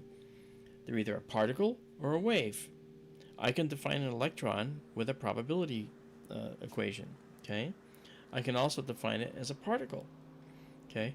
I can talk about light as a photon, or I can talk about it as a wave. That's called duality. And that duality, is something that we see with all fundamental particles. Except, where do we see it with gravity? Gravity is one of the four fundamental forces. Okay? We don't see it with gravity. We have the strong force, the weak force, light, and gravity. Those are the four fundamental forces. And with gravity, we don't see particles of gravity. We see waves of gravity. Hey, we're making progress. But we're not seeing gravitons. They're elusive. And the reason they're elusive is because I think, and Bob Schroeder, the man who wrote this book I'm about to reference, thinks, and several other physicists and astronomers around the world think, the reason is because gravity doesn't start and stop in our four dimensions. It actually reaches beyond our four dimensions. It goes outside of our X, Y, and Z movement through time. Yes, this is something you can't just see intuitively. And when gravity reaches outside our four dimensions, where does it go? Well, in string theory, we go to a variation of string theory called Randall-Sundrum 1, named for Randall and Sundrum. And RS1 is a variation where you have a four dimensions, like we know, and a fifth dimension. It's in that fifth dimension that gravity might be anchored. So if you surround your ship with the particles that live in this fifth dimension, you might get pulled into that fifth dimension when you surround your ship with them. Because now, you're surrounding yourself with a family of particles that don't live in your dimension. And that could pull you into the other dimension. And if you think of it this way, when that happens, one of the things that'll happen is that the farther in you go to this highly warped dimension, the farther in you go, the smaller the universe becomes around you. And that smallness around you of the universe is something that we can use to our advantage. So let's say we go in there and we travel 12 inches inside this compressed universe. Well, when you come out of that compressed universe back into the actual universe, having traveled that 12 inches to you in that small universe that is compressed around you, that 12 inches can translate to a massive distance when you come out. So we're talking about, traveling a short distance in that fifth dimension. When you come out, it expands to the full size. And so maybe you've traveled from here to Pluto in a matter of just 2 minutes. Isn't that crazy? Yeah, I'll be right. I'm going to be reconnecting here. Okay, so we probably will have the ability to do this dimensional travel. Now, what's interesting is Avi Loeb at Harvard, chair of Harvard astrophysics, I've worked with him a few times, as you guys know, and Avi has come out and said that he thinks maybe they travel interdimensionally as well. So science is approaching, and it's actually approaching a precipice, frankly.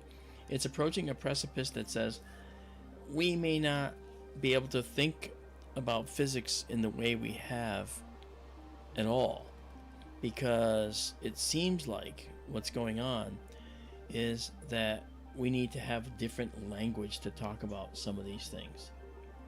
And that is something that is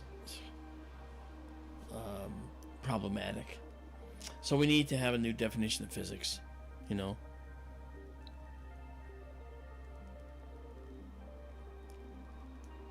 So In any case, that's just a little bit of that. So here we are. This is the section of the Rosette Nebula. I'm going to try and bring out a little more detail now that we're up to 35 images. Pull this closer. Then pull this in to try and pull out any little details that might be in there. Look at this gossamer view. It's like this. You can see how this stuff is suspended up here in the foreground, can't you? And how it's blocking the view of the stuff behind it. And it's also mixed with hydrogen. Where it's dense, you get a little hydrogen emission that can take over and shine through the dark dust. Is this incredible? This is really pretty. Wow. Alright, so at this point, let's actually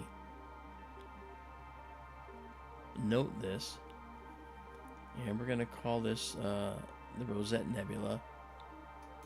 So I'm gonna do that this way, and I'll say Rosette Nebula segment. Okay, and that's the Rosette Nebula segment. All right, so we will save with annotations anyway. Oops, I forgot to set the target name, so it's going to complain now. Oh, no, it won't, because I already just did it. Okay, never mind. Oh, never mind. Yeah, I know. Okay, so then we come out, and I will save again. There we go. And then save exactly as seen. Excellent. Alright, so with 39, we'll call that quits for now. Alright, we'll redock it here. And you'll see it'll just automatically adjust it so it fills the screen. Look at all that detail. Wow. Just a beautiful area. Okay. So let's come out of here. Michael Hendrick, hey man. Nice to see you. Mundus, head on out there before we lose the night and before you get too tired, man. Thanks for coming to join us tonight, and tell us what you see next time. Philadelphia cheese spread. I like the name.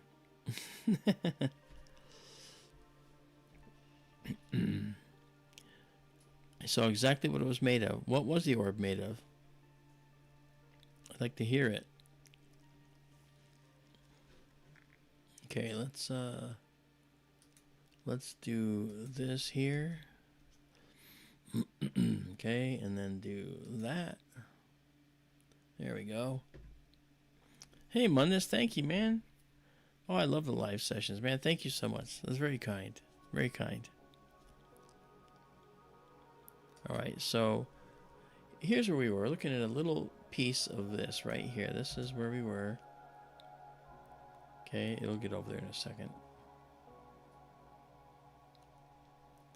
So we're looking at this area here within this nebula. You notice that our photos are better than this. That's what I kind of like here. Looks like a holographic deck. Shelly, send us off with the Table of the Elements song. You want me to sing the periodic Table of the Elements song? I'm not gonna do that. I can't do that. That's embarrassing.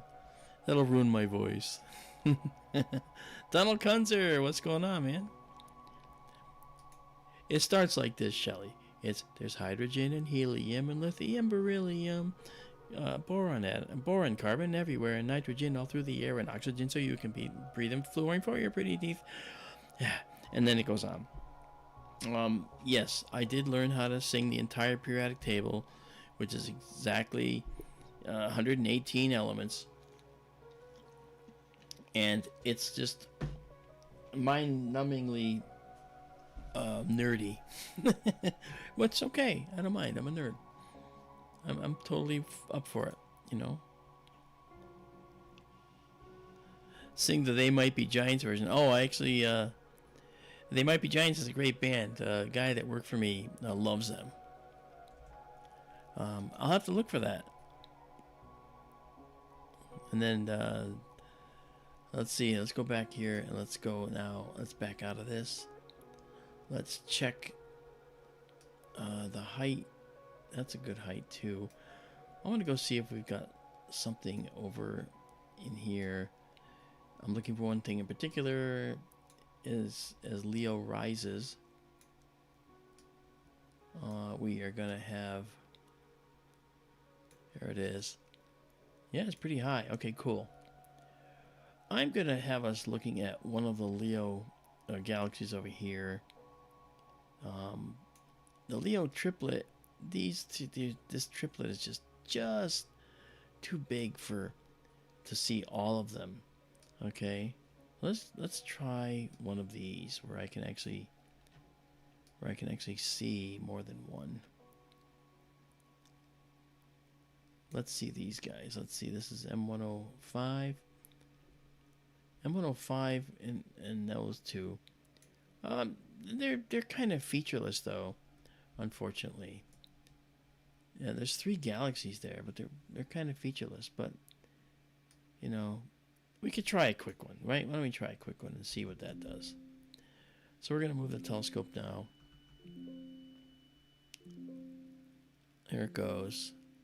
It's gonna be flipping over to go look at that part of the sky, because we're looking into the northeast here. So we're almost there.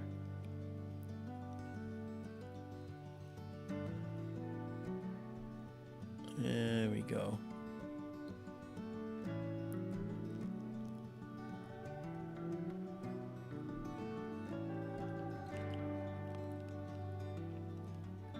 Okay, let's come out of here.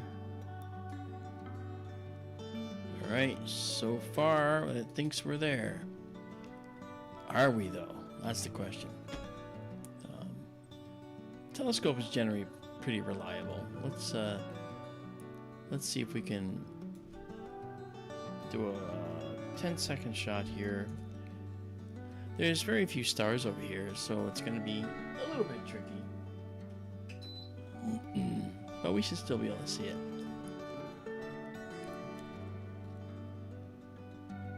There we go. Alright, so now let's resolve this. Okay. They'll be right, and we'll have all 3 of them in here in just a moment. There they are. 1, 2, 3. Okay, and so what we'll do is we will move the telescope over. Well, let me go to 1 second here instead of that. Okay, do that, and now let's move these over. And we're seeing 3 galaxies now in this view, which is really cool. Okay, so we have 1, 2, 3 galaxies. All right, now the galaxies are. I'll show you right here. Here they are. Okay, this is Messier 105. All right, and it is at a distance of a distance of 31 million, actually 32 million light years. So the light you're seeing tonight left this thing just 31 million years after the dinosaurs died. Then this one, NGC 3384, is 26 million light years away. All right. And then this one down here, all right, this one is a whopping 80 million light years away. The light you see tonight, all right, in this one, in this guy right here, the light you see left that galaxy, that light coming to you right now, left that galaxy 20 million years before the dinosaurs died. How about that, huh? How about that? So that's kind of cool to think about. I like talking about those things. Okay, so let's see if we can get a guide star here.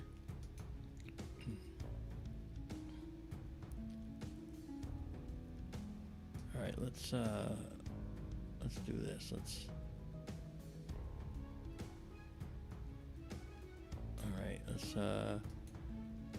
going to increase our exposure to 2 seconds.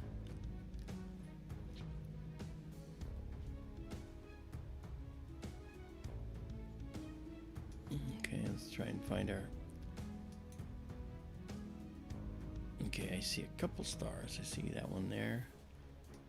Let's see if it picks it out. And it does. Okay. Good. Okay, so now let's do a 25-second photo of this. And we'll see these 3 galaxies. Alright, and if we look here, we'll see all 3 galaxies. You can't see this one yet, but it's there. Alright, live stack, and go into low light. I'm sorry, deep sky mode.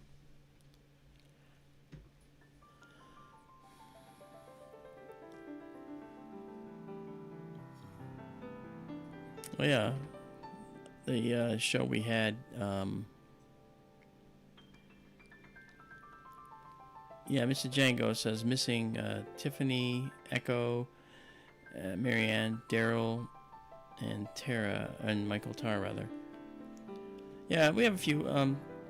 Tiffany has been in and out, and Marianne similarly.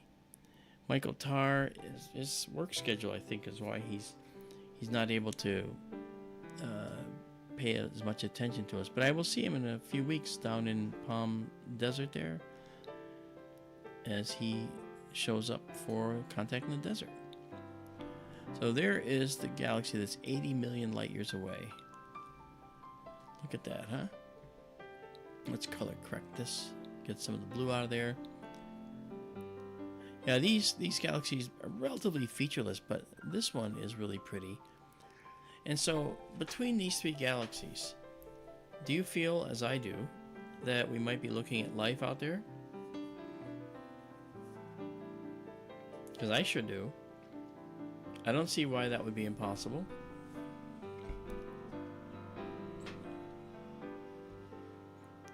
Galactic Volcano says, off to bed. Okay, man. Good night, brother. Thank you for coming on out. It was good to have you while you could stick around with us. Very nice to see you.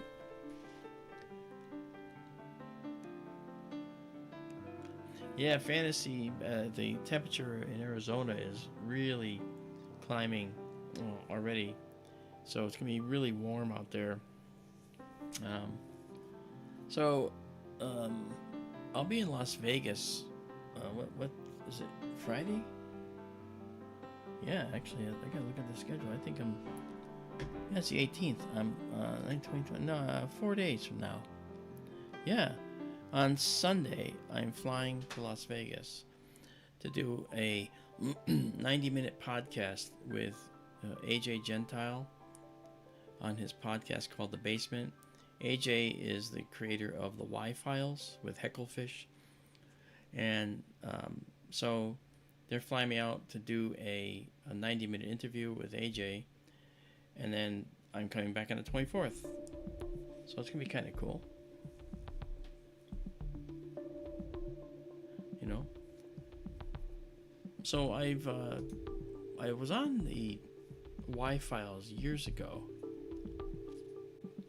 which is kind of cool. You know? He's a good guy. Alright, let's see now. This is... Look at that. So all the many millions of years it took for this light to get to us. And this one especially. Okay? Wow.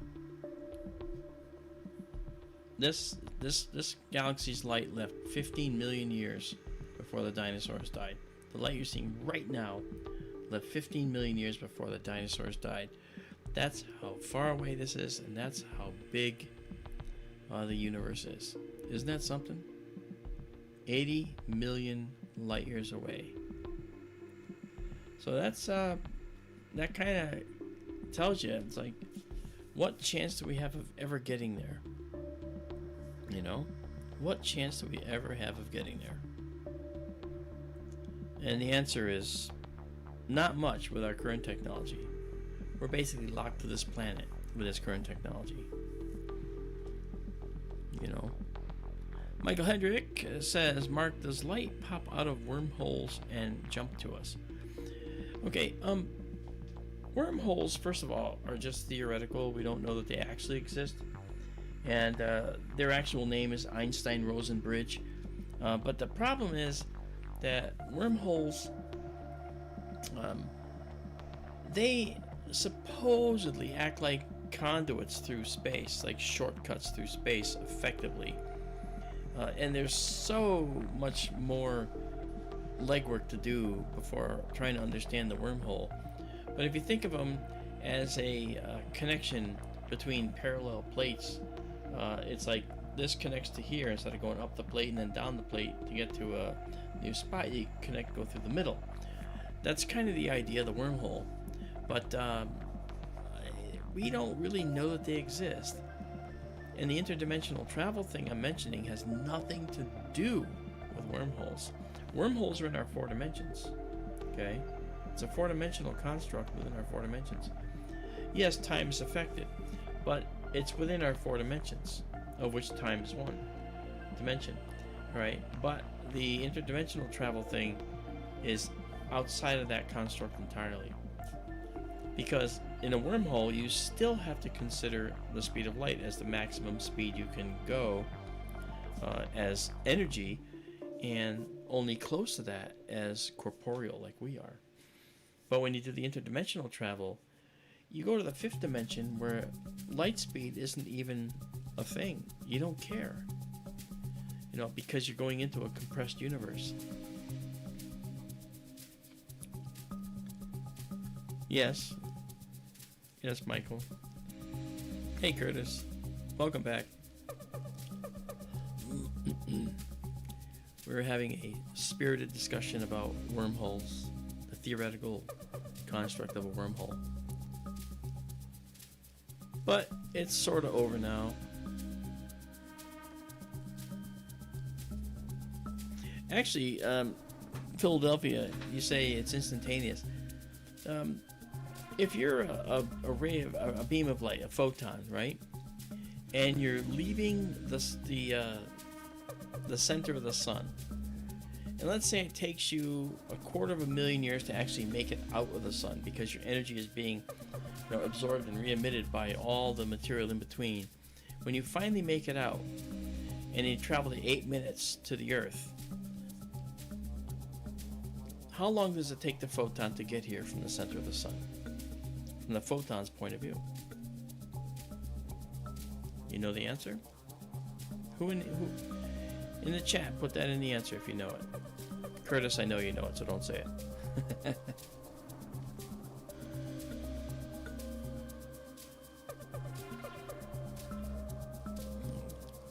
Don't worry, I'll wait. I got plenty to do here, look at this.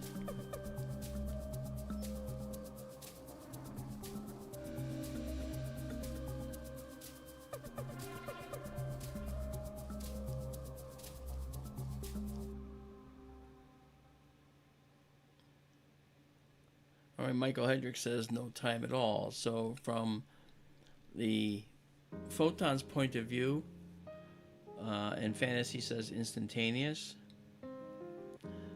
Sorry, Philadelphia. Yeah. Okay. It was, how long does it take a photon to get to Earth? If it takes, let's say, 250,000 years to get out of the sun through collisional and energy absorption and redirection, and then 8 minutes to get to the Earth. How long does it take the photon to actually get here from the center of the sun?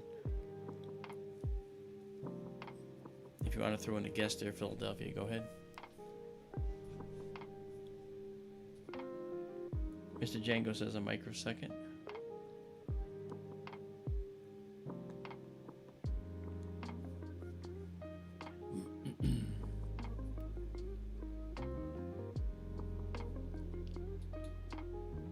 All right. Very, very good. Okay. In fantasy, along with a couple of others, yeah, and Philadelphia would say 250,000 plus 8. Exactly. However, fantasy is correct, as is Mr. Django. Almost Mr. Django, not quite. And let's see, somebody else said the same thing too. Yeah, Michael Hedrick in fantasy. From the photon's point of view, it's instantaneous.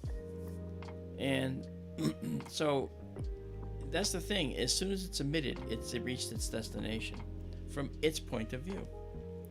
Now, that understanding comes from when you look at relativity from Einstein, okay? And so, well, from our perspective, yes, but I'm saying from the photon's perspective. Yeah. So, if you were a photon, for you, the universe is instantaneous. You know, as soon as you're formed, you're at your destination, and it's over. So, what's the shortest? It's odd to say, but the shortest-lived bundle of energy, shortest-lived bundle of energy in the universe, depends on your point of view. If you're a photon, it's the photon, shortest life of any object in the universe. But from the perspective of us as humans, well, then light is amongst the oldest things in the universe. See how that works? It's kind of interesting, isn't it? You can be the quickest and the oldest, all in once.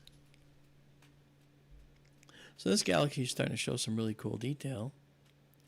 We can zoom in on that a little bit. Let's do that. Look at that. We can see some detail on that showing up.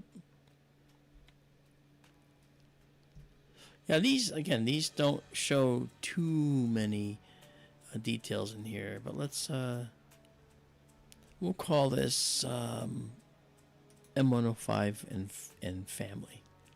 Okay, so we'll set that as the target name and save with annotations so you can identify if you want. All right, it's off a little bit, but that's okay. Okay, so we'll save this now. Save exactly as seen. Yeah, it's fun, Bob. We got a lot of people here. That's C&D boy.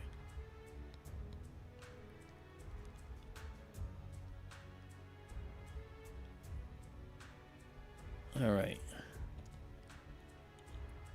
Okay, so now let's go out and try another object because we can.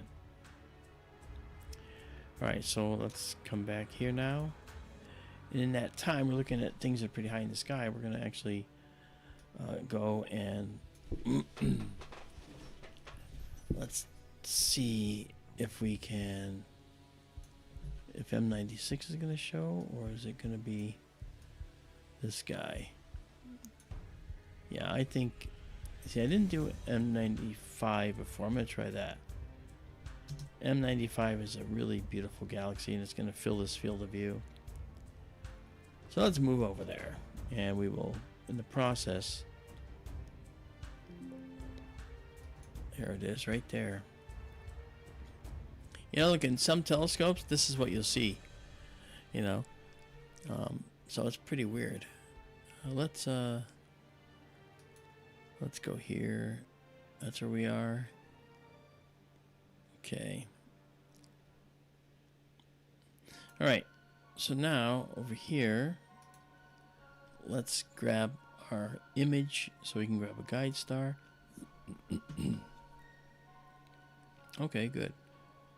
We should have a star here. That can be that one. Yeah, good. All right, and we're guiding on that guy. And let's just lighten it up a bit for us. This is so we can see it. Doesn't have anything to do with what the computer sees, what the camera sees. Okay, let's come here now and do, we're at 200 gain. we're gonna go and do a 45-second photo. And then we will go into our stack.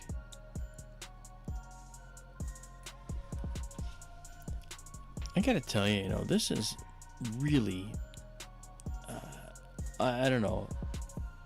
This feels so interesting to me because it's like I get to play with our telescopes and look at these gorgeous things on a nightly basis.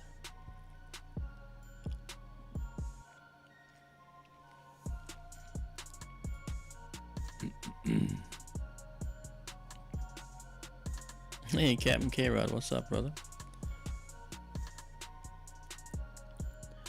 Phil definitely makes some interesting observations about orbs in the chat there.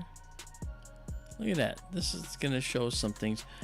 I didn't want to say it until we could see it, but as this resolves a little bit, you're going to see that this object resembles something you know, and it has a interesting name.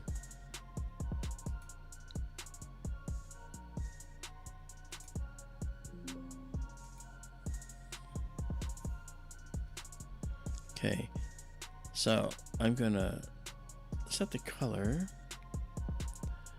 and then let's do this. So it's trying to push the detail out. I'm gonna do this. Drop this down and increase the contrast. Bring that black level up the curve again. And then bring this up just a little. You got 2 frames here.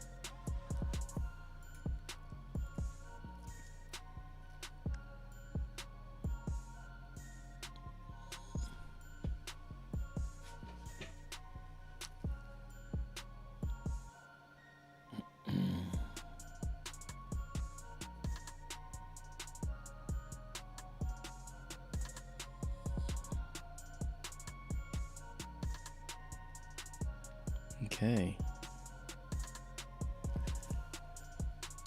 This is Measure 95 or so, and M95 as it's known. And we're going to set that target name. Won't save it yet.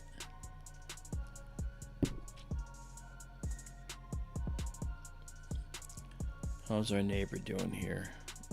How's our neighbor doing over? Let's go over there. He's still looking up there. Yes, he is. Look at that. His telescope is pointing up in the sky. See it right there. And there's, after his observatory, there's actually 8 other observatories in the row here. So we get to look up in the sky, and it's really dark here. The infrared camera actually makes it look lighter than it is. But as we move around here, if you look at that image at the top there, you can see there's Sirius, there's Orion. See right there? There's Orion, the hunter. There's Sirius and Canis Major. Oh yeah. And right there, you can see the Pleiades. Where is it? That's right there. That's the Pleiades right there. Really, really tiny. Of course, it's a tiny little object on this camera. Then back to the blaring light of infrared. But if you were in the building, it'd be pitch black in there because you wouldn't see it. Pretty amazing. Donald Kunzer says, looks like a gyroscope. Okay, now you can actually see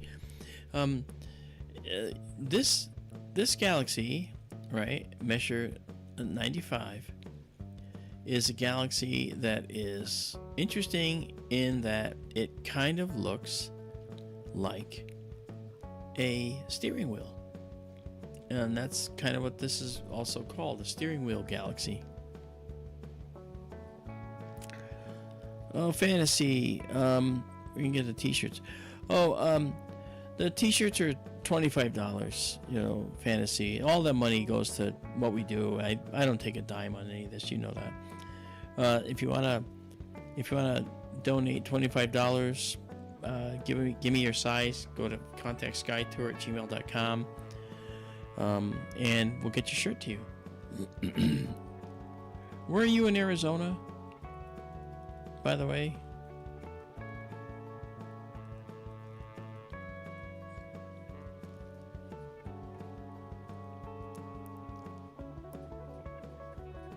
Yeah, they're actually they're a specialty item that we offer.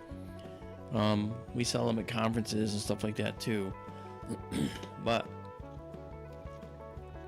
for people that donate to us, we give them a t-shirt. Oh, Bakersfield. Okay. All right.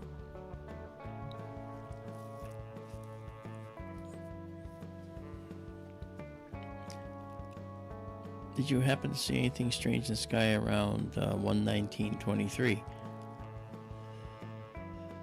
January 19th of 2023. He's asking you, Fantasy, if you saw anything in the sky. I mean, that's like saying, where were you in the night of the 22nd, 17 years ago? I don't know.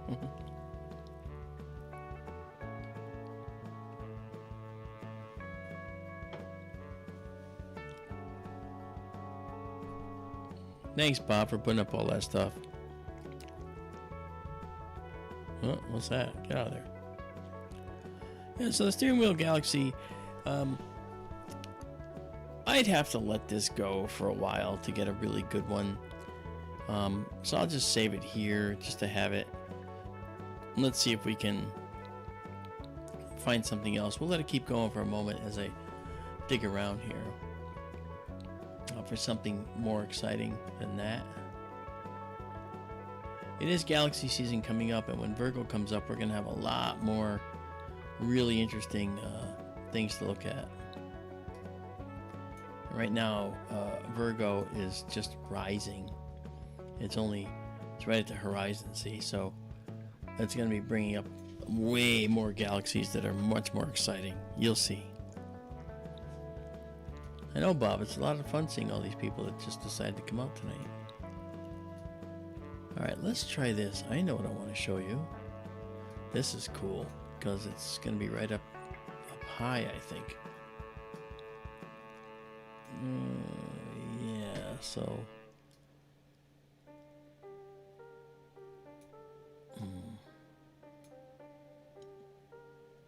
Let's do this.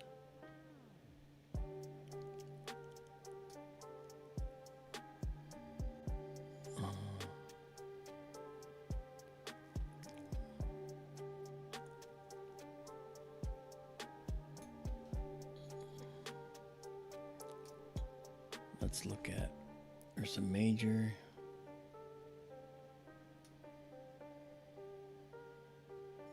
there's Coma Berenices, there's many galaxies in there too. But let's do, where is it? Where are you? There it is. I want to see if we can, it's probably going to be perfect to see it right here. Yeah, let's go there. First things first, let's just save this one more time. I'll see if I can pull out any additional data on that. Alright, cool steering wheel, and then this, we'll do that, and this. And now we come back here, and we're going to our next object, which is a supernova. And there goes the telescopins. Yeah, so we're gonna cancel that. The telescope, the camera's following the reflection.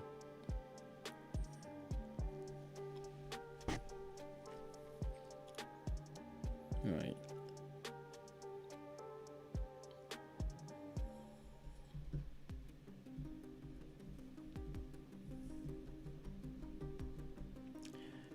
And here it comes. You can see it coming in here. Right there. Okay. Let's see. Is it in here? I'm going to guess it probably is close. But I got plenty of stars, so I should probably be able to get us right up on it. Yeah. Yeah, not very far away at all. Okay, so it's right there. This object is the object that in 1054 AD, Chinese and Arab astronomers saw as a star in the daytime sky.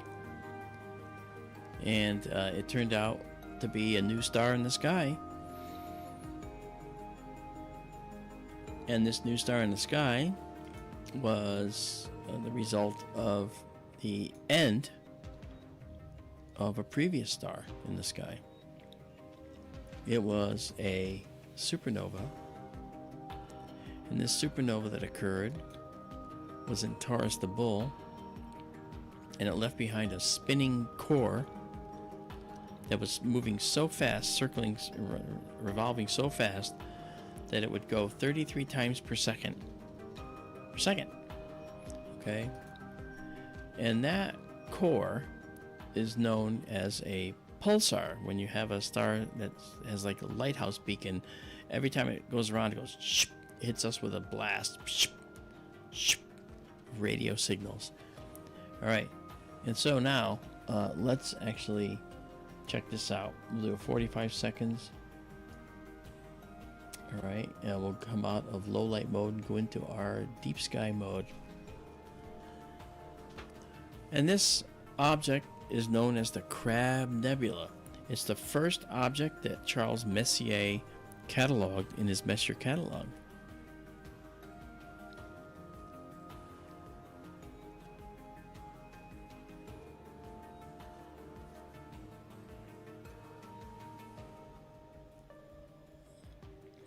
All right, so we are 10 seconds from seeing this image. And this telescope's going to show you the image 1,000 times better than Charles Messier saw it with his primitive telescope. There it is. Now, what's interesting about this, all right, and I got to make sure, yeah, this looks good. I think it's a little out of focus, though. So first thing we're going to do is we are going to do a focusing run. Yes, that's us doing focusing. And we're going to set up a 4-second photo. And we're going to move our focus. Yes, this is going to fail. I know that.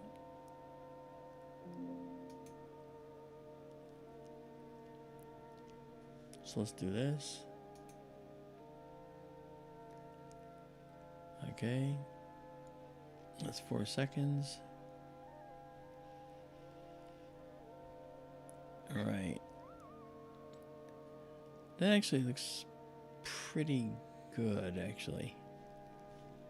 Let's try it. Let's give it a shot, shall we? 45 seconds. This may be perfect, so we'll see. Sometimes it happens that way.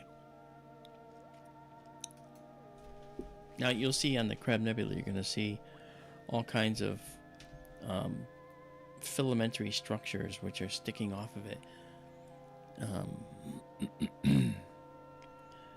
Dave Mason says, does your telescope have a primary mirror lock? It only has the, David, it only has the transport bolt that you use to lock it down. It doesn't have a primary mirror lock. I can't do that. I can't have a primary mirror lock because the telescope's mirror is always moving when we're focusing. Okay. Let's see how that works. Does that make sense, David? Let's do this. Get the right color. And let's take this mid-level down to remove some of the noise early on. So you can see now the shape is starting to show up, and when you look in the shape here, you'll see these filaments. The red is, as you may guess, hydrogen, and the bluish green, as you may guess, is now oxygen. Whoa, that's not good. Oh, duh, no wonder. It would help, I think, if I had actually reacquired a star to guide on. My mistake. And let's say no. Redo. Okay, that might work actually. Alright. Now we're just gonna see what we get out of this.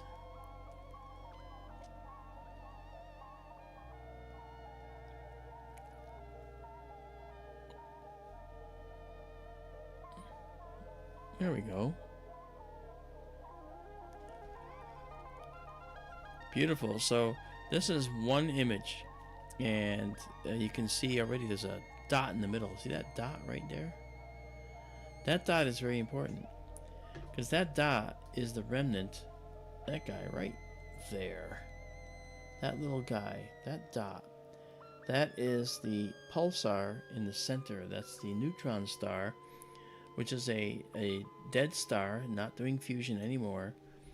But the pulsar is the thing that's rapidly spinning 33 times per second.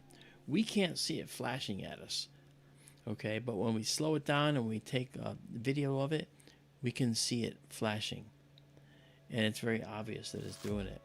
You can actually see it going ch, ch, ch, ch. But to our eyes, it looks like it's one continuous thing. So we have 2 frames captured here, and you'll notice at this expected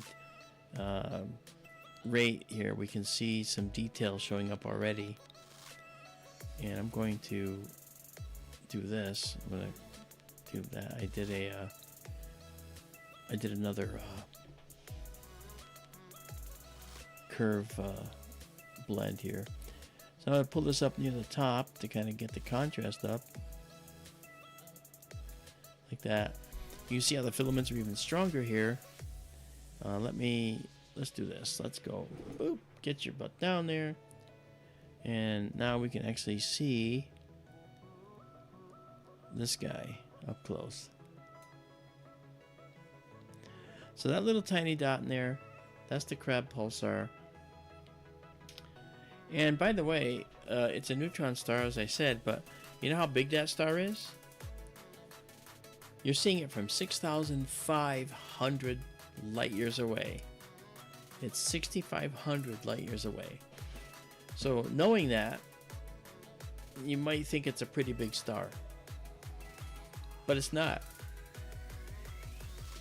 This will give you an idea of how bright neutron stars, the remaining dead cores of supernovae, are. They're very, very hot. The neutron star is the size of a city, like Manhattan Island. It's only the diameter that is the length of Manhattan Island. 20 miles, 25 miles in diameter. Can you believe it? Yet you can see it from 6,500 light years away as a bright dot. And if you notice, the color is sort of changing as we get more data. It's blue because, remember I mentioned the hottest objects in the solar system are blue. I'm sorry, in the universe are blue. And we can see that that's starting to turn blue. All right, and that's because of that. So now we're looking at a neutron star the size of New York City from 6,500 miles away. Absolutely astonishing.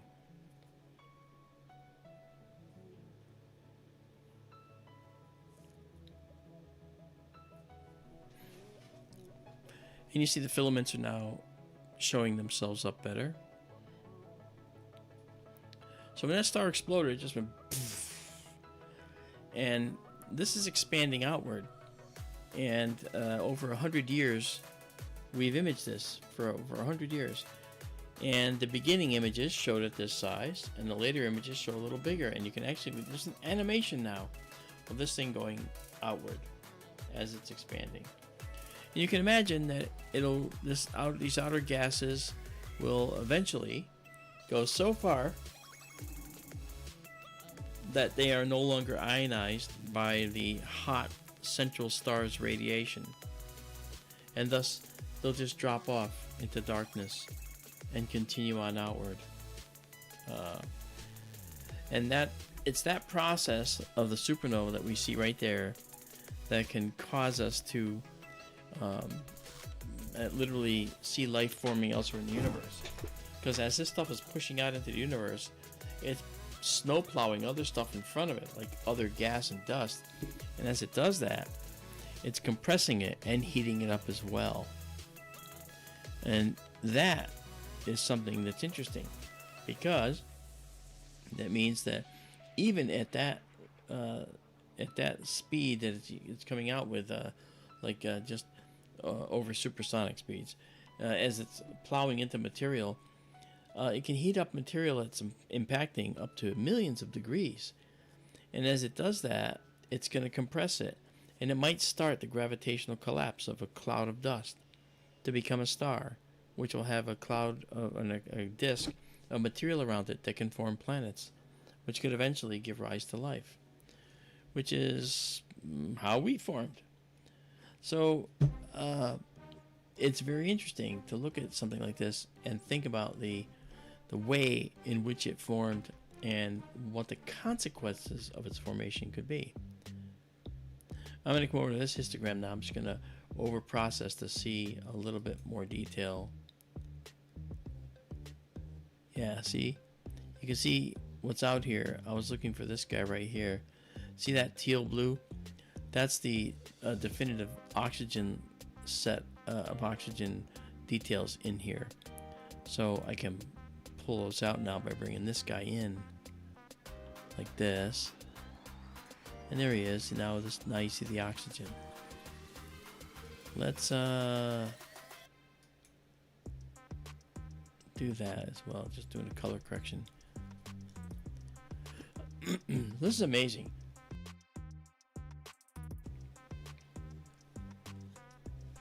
Am I the only one that thinks this is amazing? Just let me know. Fantasy, you were close. Actually, a white dwarf is the other stellar remnant. A star like the Sun will shrink down and form an ultra-compressed white dwarf. A neutron star is for stars that might have in their cores just over 2 times the mass of the Sun, and they can continue to shrink into neutron stars. Okay, but a star like the Sun, when you look at how far it can collapse when it finally uses up all of its nuclear fuels, it'll make a white dwarf, and that white dwarf will be about the size of the Earth. So the size of the white dwarf will be about 8,000 miles. Pretty cool, huh?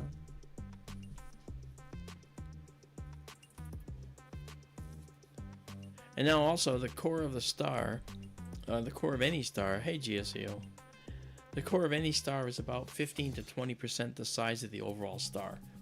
Only the core is producing new elements. The outside is along for the ride, and all the elements we see in the outside envelope are elements that came with the star when it was made. It was made from those elements, made with those elements.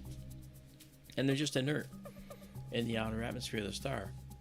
And we see what are called absorption lines when we look at a spectrum of a star. And what you get, the reason they're formed is when you have a cool gas surrounding a much hotter gas.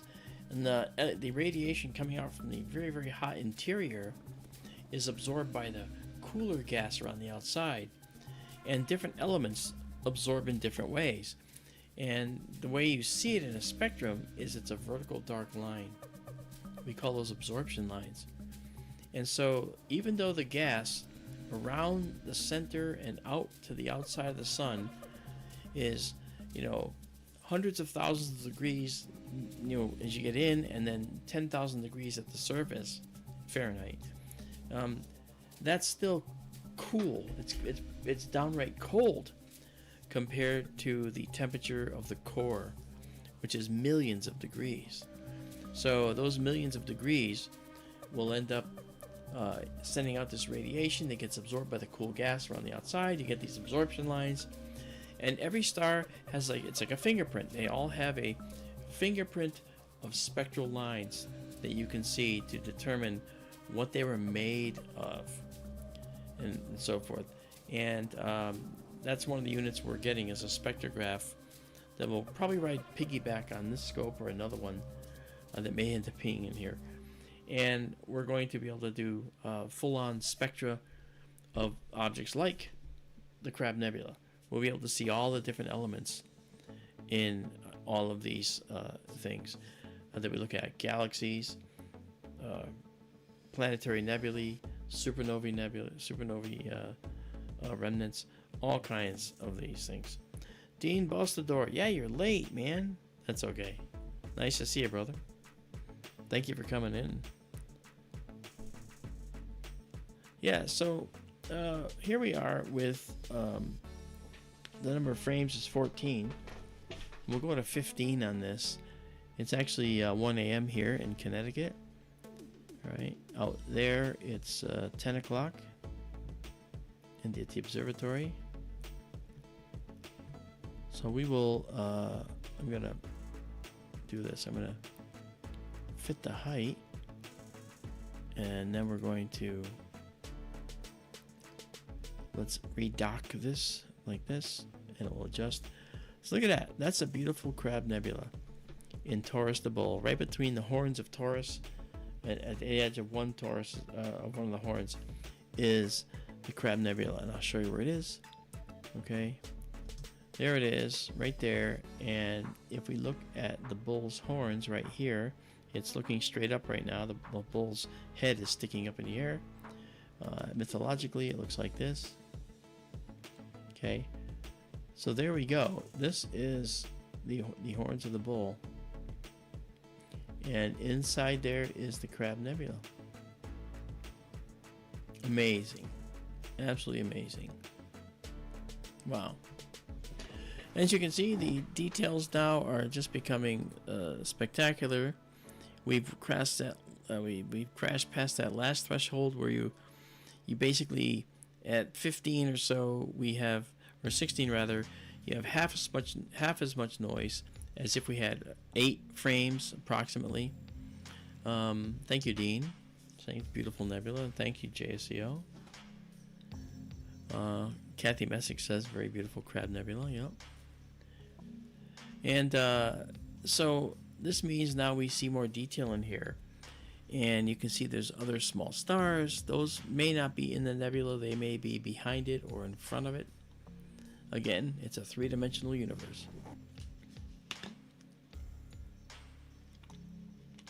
Okay. Now it's cold here in Connecticut, so I'm gonna end up signing off and going up and starting our wood stove for heat.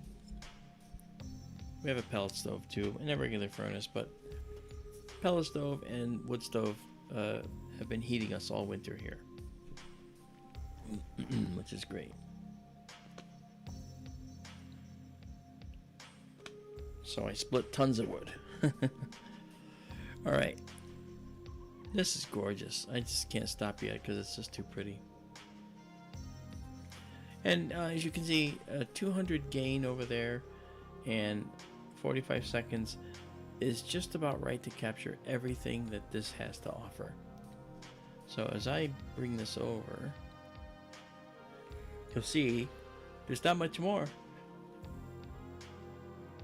There's not much more here, if any. So, neato. Now, somebody asked me once, why didn't you just leave the telescope open on an object and just do it all night long and see what it comes out to be. I've been tempted to do that, but keep in mind the telescope doesn't know when to shut off. Yes, I could make it do that. I could use what's called a sequence generator, and in fact, with this particular program, SharpCap, I could actually start a sequence and do that as well. See that there's a sequencer right here. Okay, so I can actually set up a deep sky sequencer to have it actually go through and do an automatic setup like that. But I am probably not going to do that. I prefer to watch it develop right before my eyes. Now, one last thing I'll say. Notice how some of these filaments are brighter than the others? That's because they're more dense, right? So there is more gas there to be illuminated and caused to glow by the ultraviolet radiation coming from this central star. Okay, and that's kind of neat because when we look at this object, we look at this these filaments. The brightness of the filaments will kind of tell us how much of this stuff is in a particular location based on its density, and so that tells us what kind of things are happening here. Like, for instance, it's possible that the shape of the Crab Nebula is due to the fact that this is acting like an environment here where you have just atomic nuclei rolling around, and that's what you've got. The electrons are separated from the protons in these atoms because all you have is this ionized material. So it's separated for a period of time. So we basically have a charged material out here. These are charged particles creating much of these. Okay. Yes, the atoms, the electrons recombine with the atomic nuclei for a period of time, but then they're ionized again. So they're just going on and up and down, up and down. And so they're on a whole, they're charged. And we found in places where there's charged gases that filament structures like this can be caused by not just the motions of the gas moving out, but by electricity inside these objects. Electrical currents flowing within these objects because of the fact that they're distended, but they have some density to them. So the more stuff there might be electrical charges that are helping to shape some of these filaments. Another supernova remnant like that we'll see is the veil. And people are thinking that maybe the veil is doing the same thing. You know, its shape is because of electrical currents in those very, very tight tendrils like that. Okay, let us set our object. That's the crab, measure 1. There we go. Crab Nebula, set the target name. Good. Okay. Now we'll save it at 23 images. Stacked. Remember when we first did it, how rough this looked? As we stack, it gets cleaner and cleaner and cleaner. Now we're at 23. Now what if I let it go to 46? We'd have half the noise that we have in this one. Okay. And there's a certain limit to how much you get in that return on that investment of time. But I hope you guys have enjoyed this tonight. We actually spent some great time looking at some galaxies and some nebulae. We talked about dark gases and supernovae. We talked about dust and so forth. And I think this is kind of cool. Julian, hey, how are you? I wish that, Julian, I think we're done for the night. I know you're in the UK. You're just getting up. It's good morning over there. And here it's good night. Yeah, it's after 1 a.m. here. But, you know, if you haven't subscribed, guys, you know, just go, please do it. I mean, give us a thumbs up. Tell us you're enjoying it. Because, you know, we do this on clear nights. We love it. We love what we do. And, I don't take money for doing this. We take donations just for maintenance of the equipment and the internet and all that stuff, because we do have Starlink. There's our Starlink antenna. This is Benson. The Sonoran telescope has another Starlink that we put in. Okay, so in the middle of nowhere, where the sky's darkest, we do need to have a beautiful, dark sky, and we need to have internet, right? Kathy Messick says, fabulous stream tonight. Thank you. I'm so happy you felt that way. I want to thank those who donated tonight. Thank you for, thinking of us and doing that. If you haven't subscribed, again, as I said, please do. Like and subscribe, as they always say. And we'll be back on the next clear night to do this again. But we'll pick a bunch of different objects to look at. Right? And I'll come up with some kind of lesson plan too that will be very exciting. So I hope you guys have a good night. Thank you for joining me tonight, and we will talk again. If you have any questions, you want to ask me questions in astronomy or whatever, well, just go right down here. See, contact skytour@gmail.com. That's my email, and I'm happy to answer questions you may have. If you're interested in t-shirts, for $25 donations, you get our Sky Tour Livestream t-shirt with all the planets on the back and a ring, which says in the middle, I need my space. Okay, a very popular t-shirt, as it turns out. And I did include Pluto as a planet, because I do believe that Pluto is a planet. So you guys have a good night on that note, and we will talk next clear night. Bye-bye, everybody.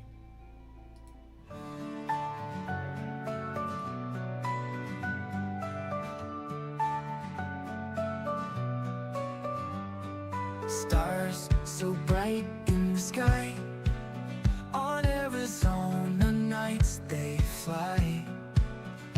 Nebulae in colors rare, galaxies beyond compare. Sky tour in the night so clear, brings the universe near. Real-time wonders to see, streaming live for you and me. Lift your eyes to the skies, universe in all its light.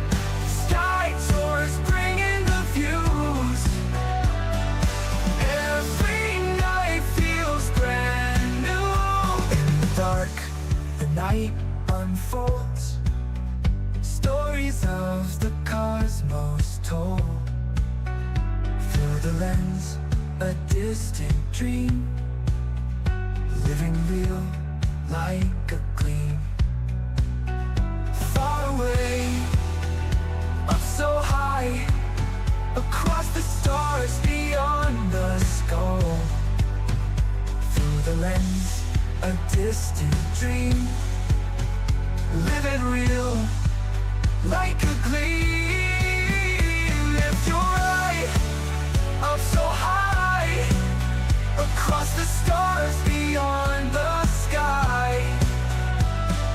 Sky tour shows us the way, every night a new display. Lift your eyes to the skies, universe in all its light. Sky tours bringing the views. Every night feels brand new.